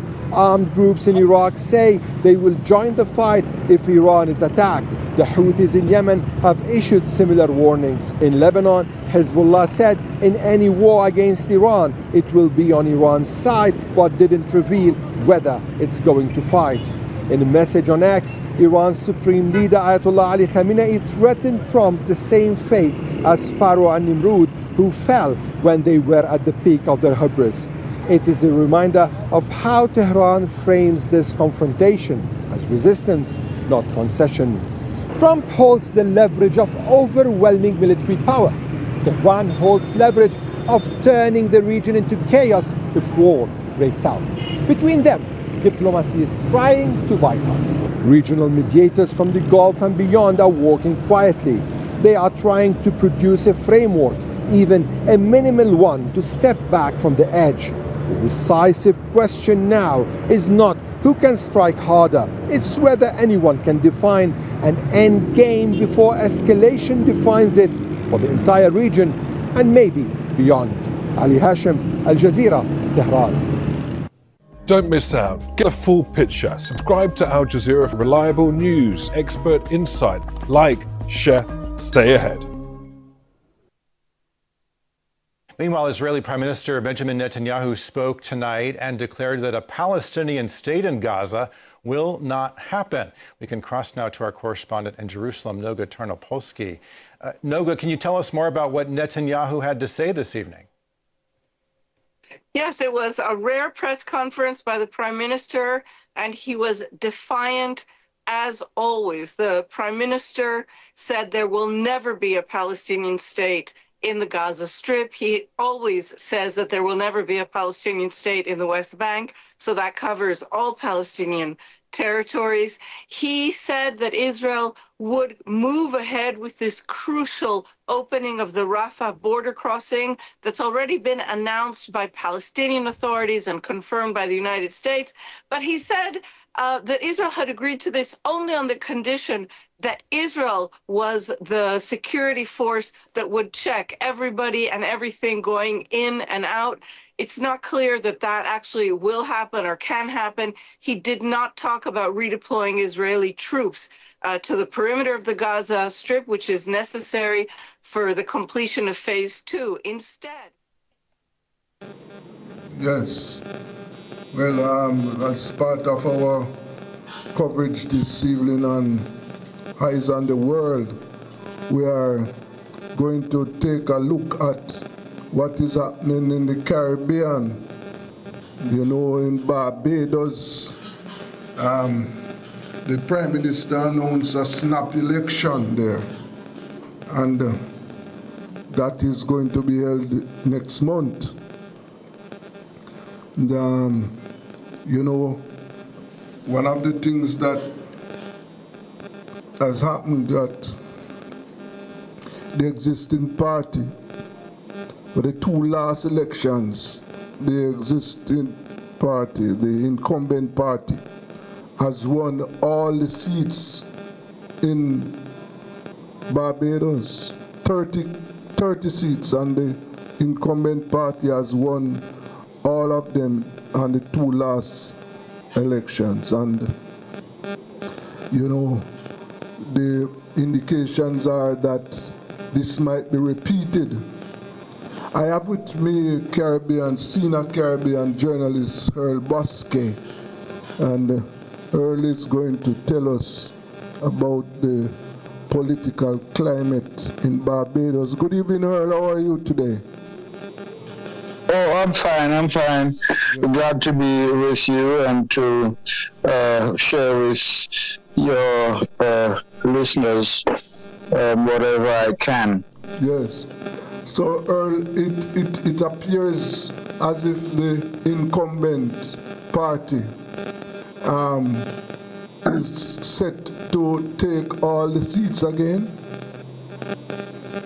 Well, I would not be that predictive because even if it is said that lightning don't strike twice in the same place, and that would have been the case in the Barbados situation with the Barbados Labour Party under Mayor Motley having won all the seats twice. I think there are two elements we have to examine against the background of previous similar situations. In the case of Grenada, if my memory serves me right, Dr. Keith Mitchell won all the seats twice, and if 3 times, it was not 3 consecutive times. But in the case of Barbados, we have to take 2 things into consideration. One, I like to recall my father always telling us that when you get to the top of the ladder, the only way up is down. You have when you get to the top of the ladder, the only way up is down, and I would apply that, and I think Prime Minister Mayor Motley is very much aware of that. The other one, in the case of St. Vincent, even though the numbers might not be the same, but in the case of St. Vincent, you had the overload of incumbency. In the case of Prime Minister Gonzalez and his Unity Labour Party, they had served 4 consecutive terms and were looking for a 5th. In the case of Barbados, however, I think that the impression that the BLP could or may win all 30 seats might be more a reflection of the superior strength of the BLP's propaganda machine. Prime Minister Motley's appearance in a rare interview, but with Trevor Noah, if you listen to that interview, I think it had as much to do with the Barbados election as it had to do with the interview itself. In the context also of Barbados, we have to be able to examine the election results, not on the basis of previous ones, but on the basis of how Barbadians feel today, what type of slate the opposition is presenting. The opposition has only had 1 member of Parliament. You have to remember that under our Westminster model, after having won all the seats in Parliament, the party that has won all the seats has to agree to one of their members becoming the leader of the opposition. Yes. And that is the case in Barbados. In each of the 2 previous elections, it was a member of the Barbados Labour Party who became leader of the opposition. I think the first one was a reverend of sorts, and this one, Ralph E. Thorne was also originally a Barbados Labour Party member, but for some reason now he's now leading as the only MP representing the opposition in Barbados. He's been embraced by the Democratic Labour Party. He would be leading their slate as the only parliamentarian. And all of these factors have to be taken into consideration. How have Barbadians measured the delivery by the ruling party? And anybody who has followed Barbados politics would know that Prime Minister Motley, when she goes out on the world stage, she goes to shop for Barbados. She hardly goes out and don't return with something or having said something. We also have to remember that she apparently would have given earlier thought to a two-term limit, which most CARICOM countries observe, and that would have led to her having earlier been touted as the leading candidate to be the next Secretary General of the United Nations, and she would have been the first woman to hold that position. And it was very clear that she had the backing to win the Secretary Generalship of the United Nations. However, there was a by-election last year, and the ruling Barbados Labour Party fought that by-election like a general election. And the by-election was one which involved, interestingly, a St. Lucia-born Barbados citizen who had contested in 2 elections in St. Lucia as an independent before going to Barbados and settling there and gaining Barbados citizenship by way of a CARICOM citizenship. And of course, it is a tribute to Barbados' democratic traditions that she was able to contest as a candidate, despite the fact that in the first election that the Mayor Motley party won, it was the CARICOM nationals had to go to court to win a case to allow CARICOM nationals who qualified to be able to vote in Barbados. So when Prime Minister Motley decided in that by-election to announce that she was no longer going to be contesting for the position of Secretary General of the United Nations, it was only then that it became clear to everybody that she was no longer interested in only serving 2 terms, that she would go for a 3rd. And that changed the whole attitude of those who might have been hoping to replace her. Would that have led to division? Yes, go ahead. But Earl, one of the things that I don't know if I am hearing, I have some reports that, yes, first of all, Prime Minister Motley has presented herself as a Caribbean leader, and on the world stage, she has presented herself as a leader representing this region. But in Barbados, people are saying that the government has failed to deliver many of its promises. So the policies of the government in Barbados is having some negative impact on the lives of Barbadians. Do you know of this?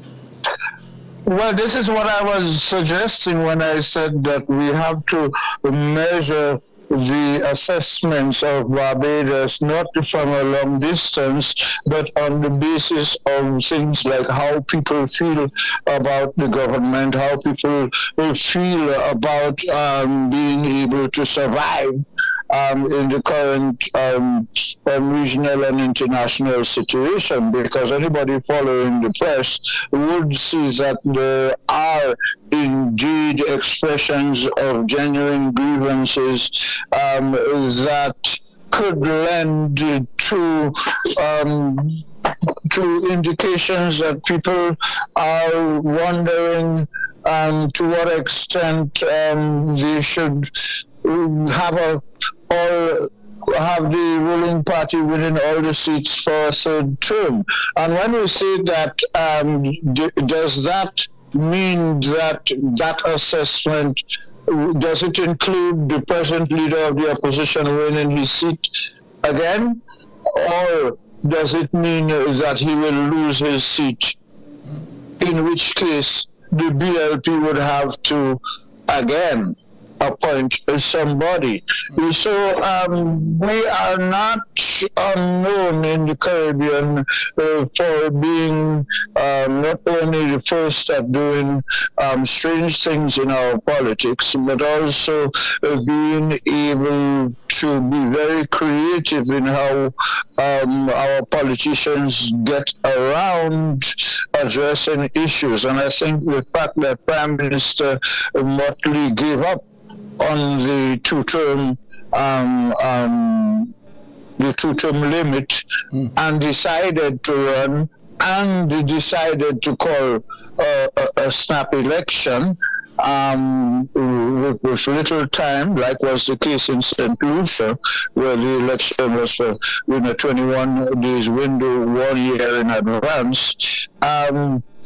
To what extent was the early election called to, it couldn't have been to catch the opposition off guard, because the opposition only has one seat. It has always been off guard. So there is a greater level of assessment that the snap election was called more from the standpoint of the Prime Minister wanting to take an early advantage of renewing her mandate, but also bearing in mind that there are distinct possibilities that it might, while there will most likely be a third term victory, it is not guaranteed that the BLP will win all of the seats. Yeah, and interestingly, for our listeners, the ruling party has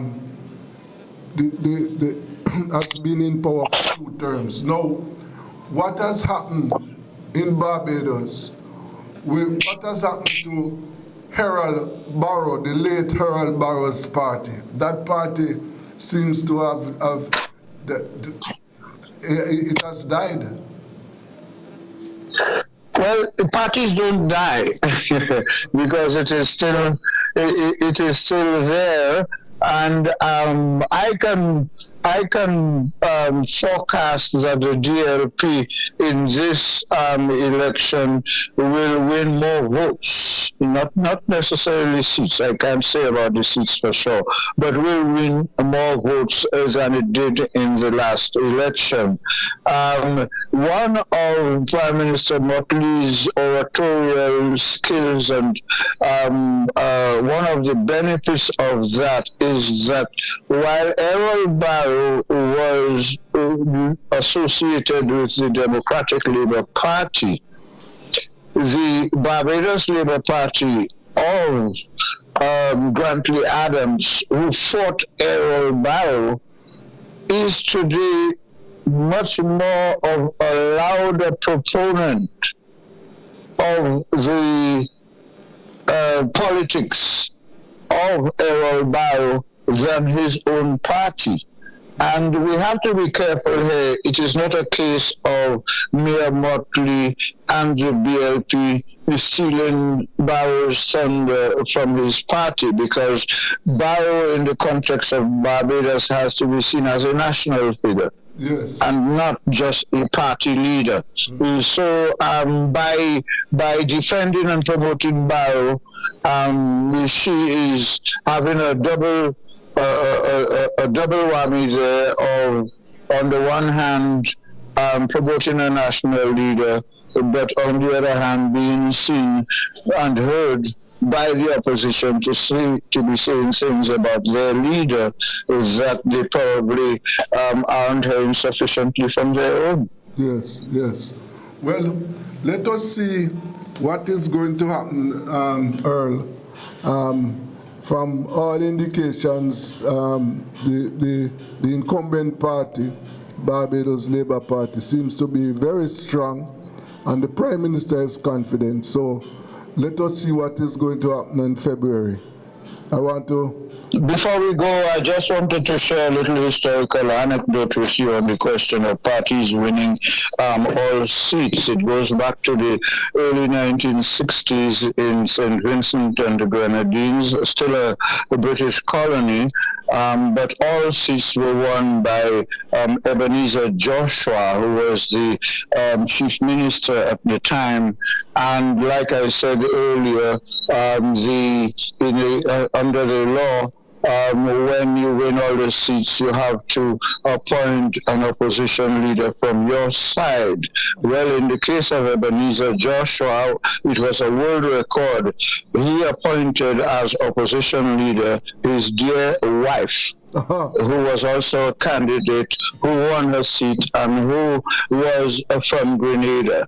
So the leader of the opposition and the chief minister discussed matters of state in pillow talk.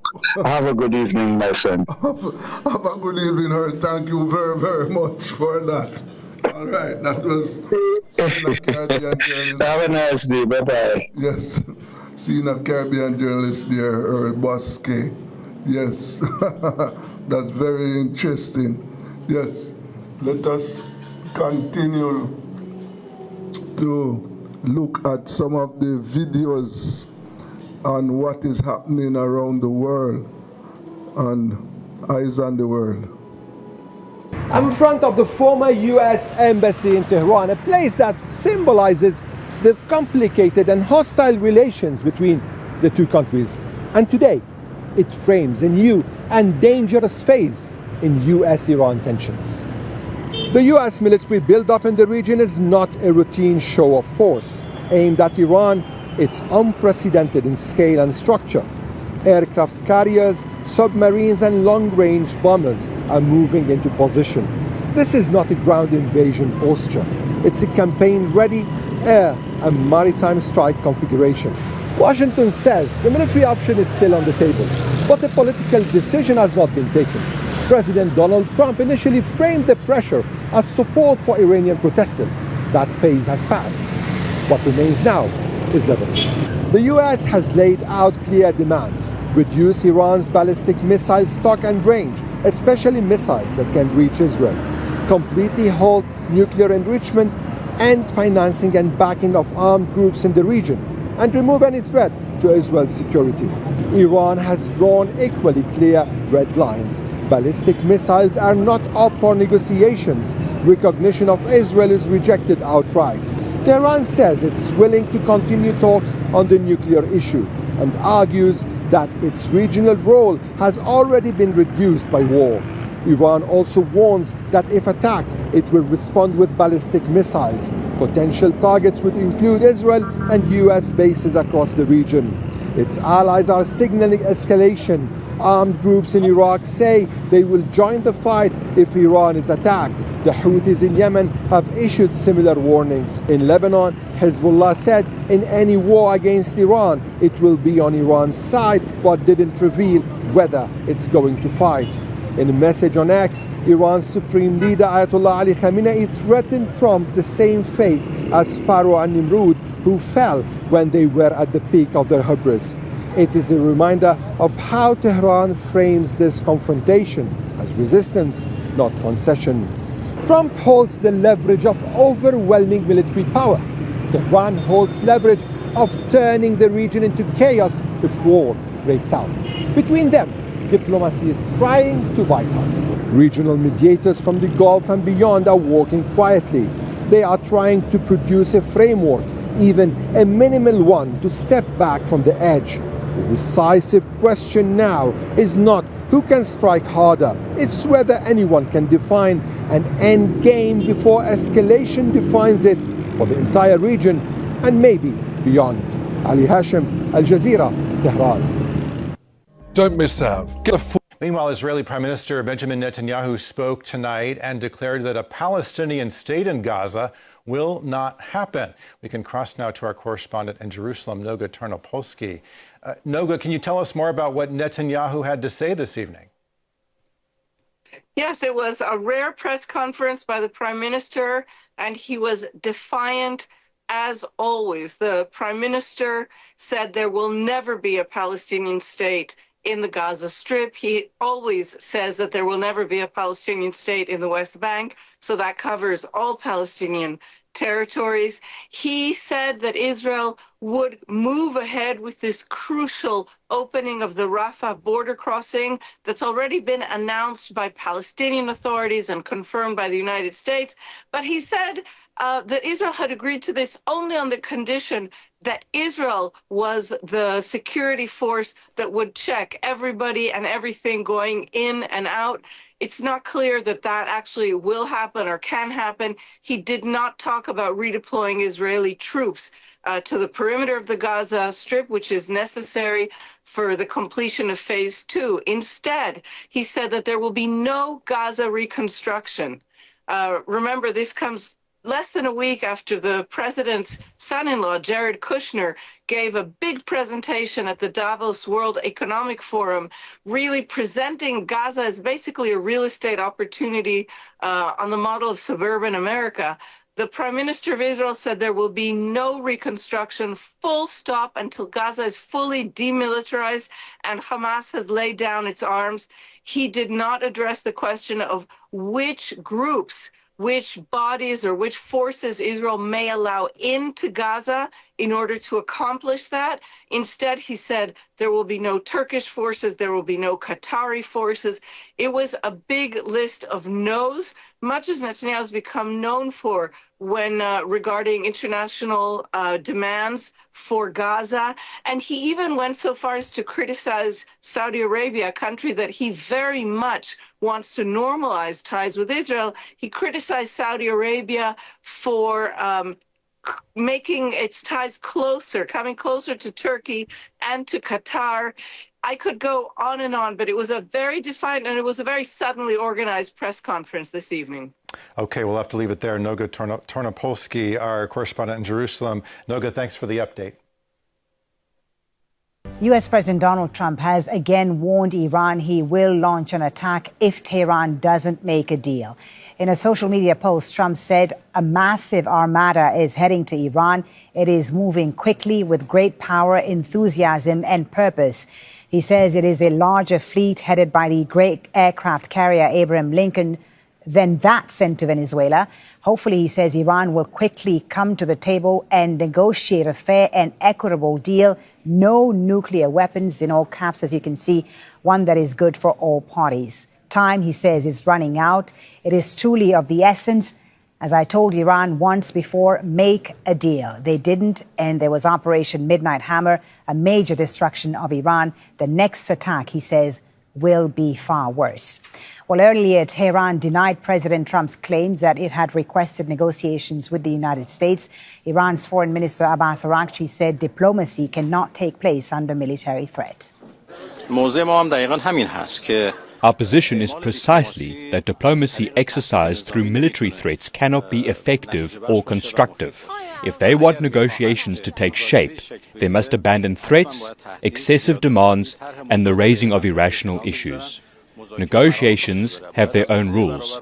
They must be conducted on an equal footing, based on mutual respect and aimed at mutual interests. Well, we have correspondents covering this story from the U.S. and Iran. First, we go to our White House correspondent, Kimberly Halkett in Washington, D.C. Kimberly, so a ratcheting up of the rhetoric there from President Trump. Yeah, this is something that Donald Trump has said repeatedly in recent days. The threat of the Armada, the USS Abraham Lincoln, which is now in the Middle East area in those waters. This is something that the U.S. president has tried to ratchet up in terms of pressure.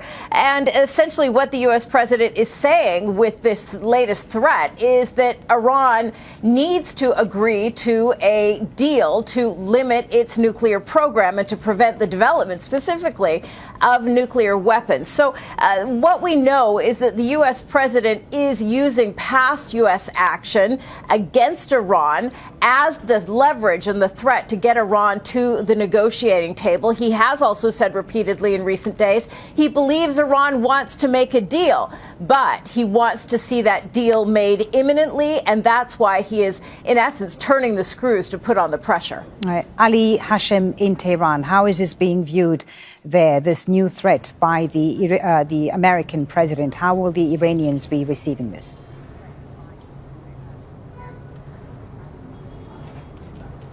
Well, this threat comes as just part of this sequence that's been going on over the past days. We've seen the military build up in the Arabian Sea, and of course a lot going on behind closed doors. Mediators are trying their best to come out with a solution, because the situation right now is really very serious. Now we're hearing from Iran's Deputy Foreign Minister, Mr. Gharib Abadi, saying that Iran's priority is not sitting with the United States, rather having a 200% readiness to face any attack. This is a few minutes ago. Also, we've heard of several phone calls today, and it seems a lot is going on the diplomatic side, a lot of attempts to try bridge the gap, which doesn't seem to be till the moment bridged.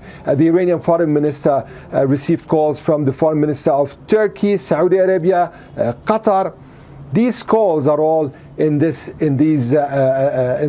sequence. So what we're hearing from the Iranians: readiness to fight, and also readiness to talk whenever the negotiations are proper and they are not a kind of dictations on them. Yeah, and Kimberly, as Ali mentioned there's a lot of diplomacy going on. Is there any indication in Washington that there is some talk happening behind the scenes to try and de-escalate the tensions? We've known for some time that the Middle East envoy, Steve Witkoff, or at least his negotiating team, has been working with counterparts to try and de-escalate. Whether that is currently happening right now is not clear.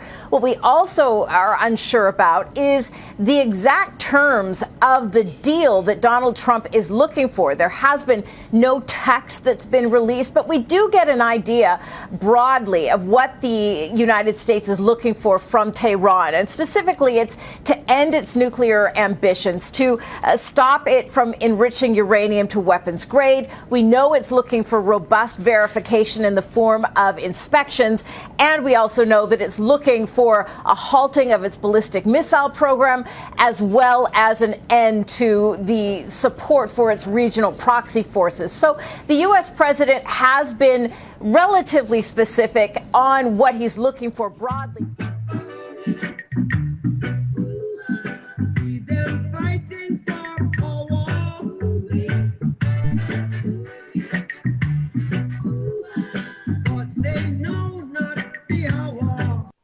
Imagine a world where information is power, where news meets insight.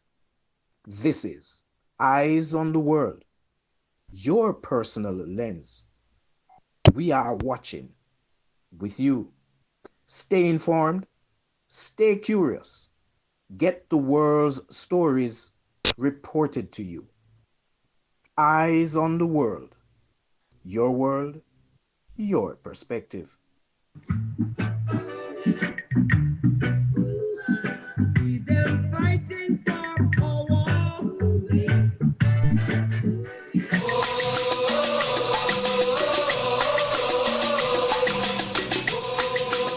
Over to you, Kingsley. Thank you very much. Welcome to the midweek bulletin. We have a little in football, which is some Champions League that is playing. And of course, we can stop talk about Sly, Dunbar, Sly and Robbie, and passing of one of them. Yes, and everyone is remembering, the rhythms, the music that these two, we call them bass and trouble, right? And that Sly has just gone leave us now, so everyone is just putting things together, remembering what the icon have put in his musical history with so many artists and the rhythms that so many artists. One of them I can relate to right now is when this one with Beanie Man. Glorious be to the Most High. Yes, man.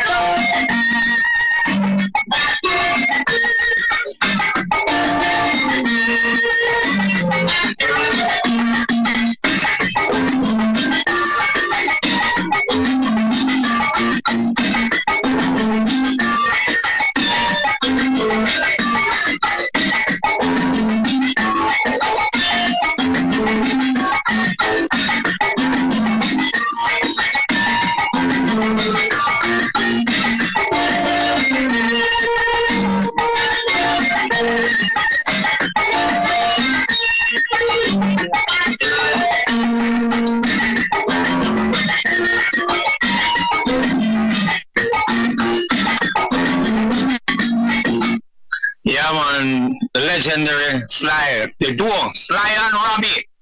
It goes way back. A lot of the top artists in the 80s, the 90s, and even in the 2000s, these men have made a name for themselves, not only in Jamaica, but even in the diaspora, mostly in England. And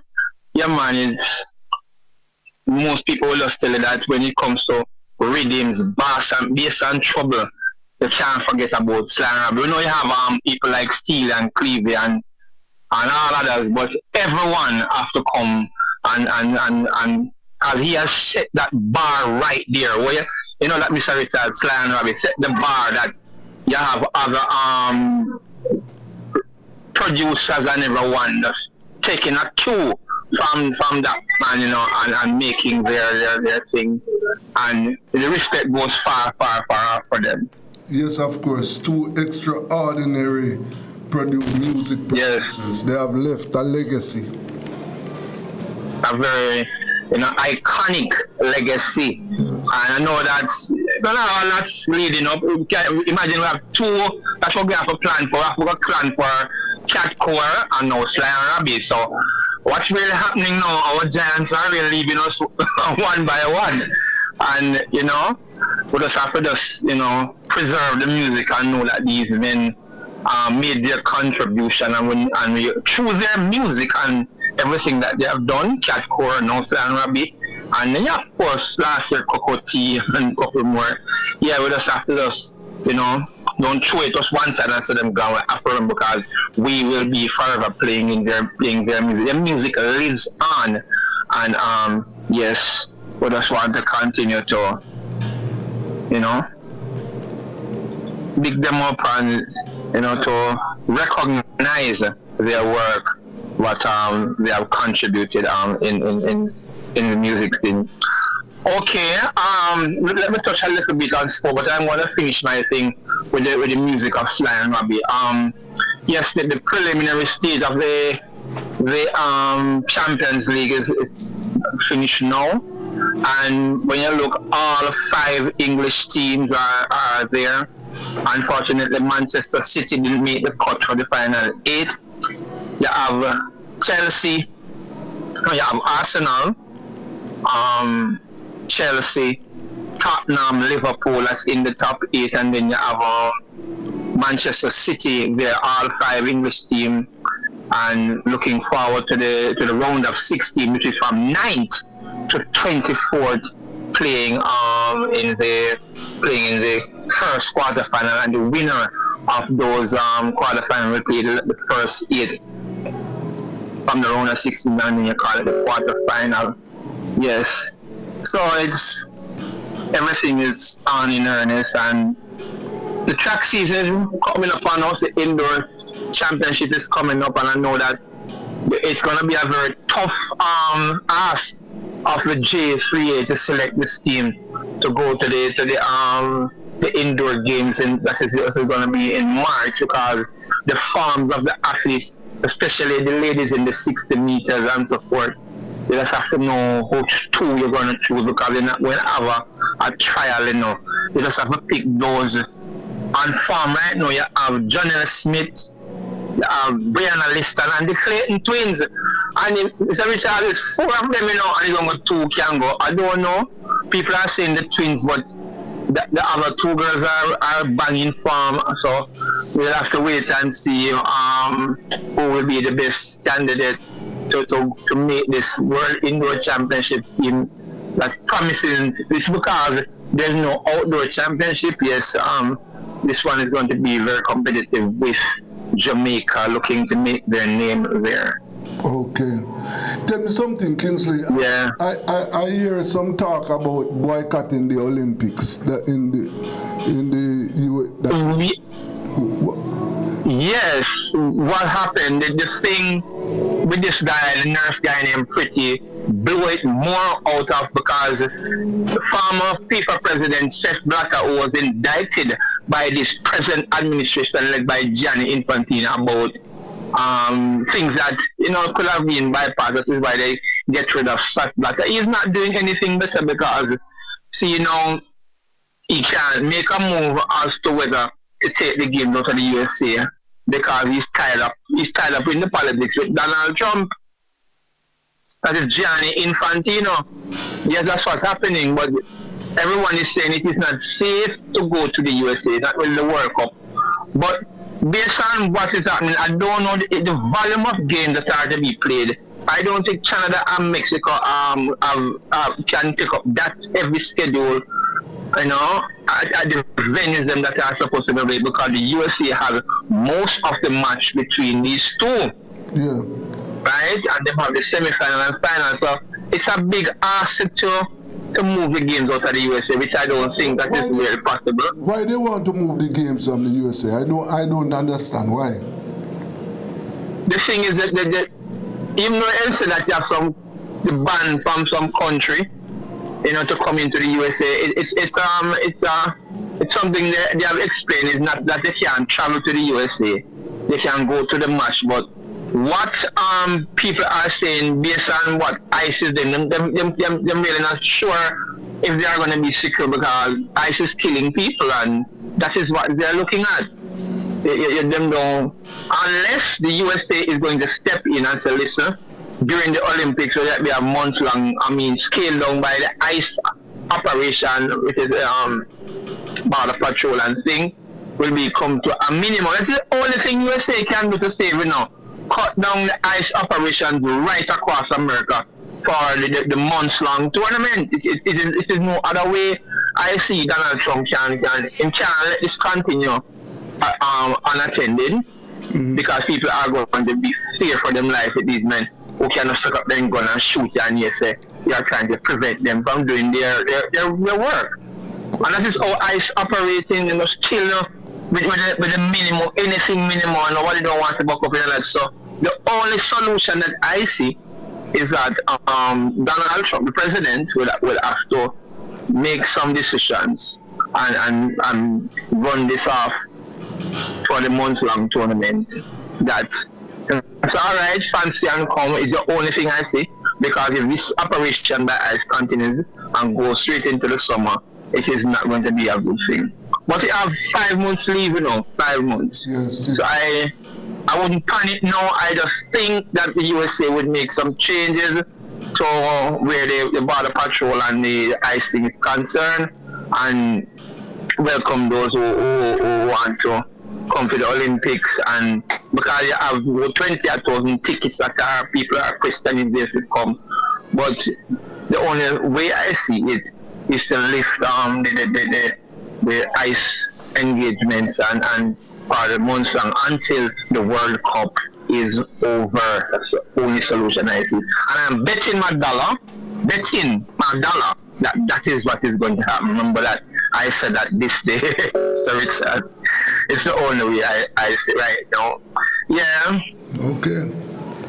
Well, let's see what is going to happen.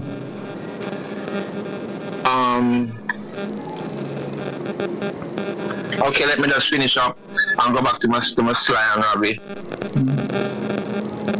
Alright, so we'll talk about this and more on Friday. Yeah, okay. So let me just go back to my Sly and Robbie. Hold on, let me finish playing the song.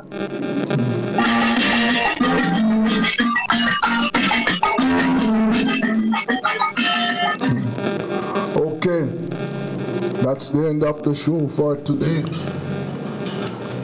Thanks to all my listeners and viewers. Yes, really eventful day. And, we continue to celebrate the lives and contribution of our icons who have passed. Thanks to my technical operator, Kevin. And remember, we are appealing to all the users of our roads to take it easy. Let us reduce the number of accidents this year. We had too many last year. And remember to stay safe until Friday. This is Rebel Radio and I'm Desmond Richards.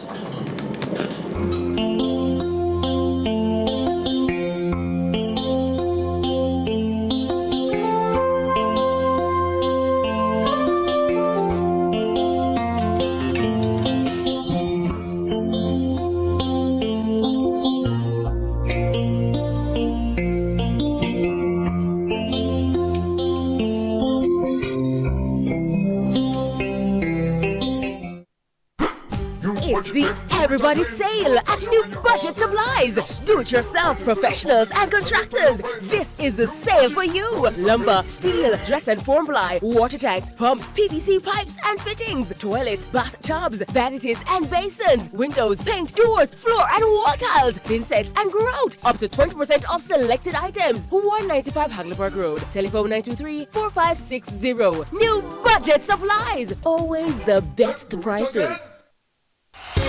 Tools, hardware, and supplies is turning up the heat this summer with their super saving summer sale. Prices are slashed on everything you need to fix up your home. Beautiful tiles, sleek doors, top quality windows, modern sanitary ware, exclusive flooring, and more. At Tools, hardware, and supplies, we have you covered for the summer. So come visit us at 279 Spanish Town Road, 4 South Camp Road, 8 Red Hills Road, or online at toolsja.com. Tools! The Lion King of Hardware.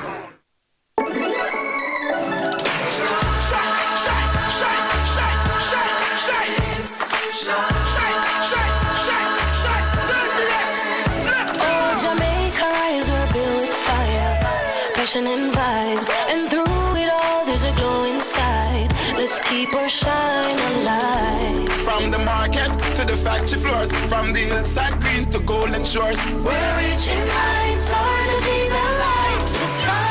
JPS, powering what matters.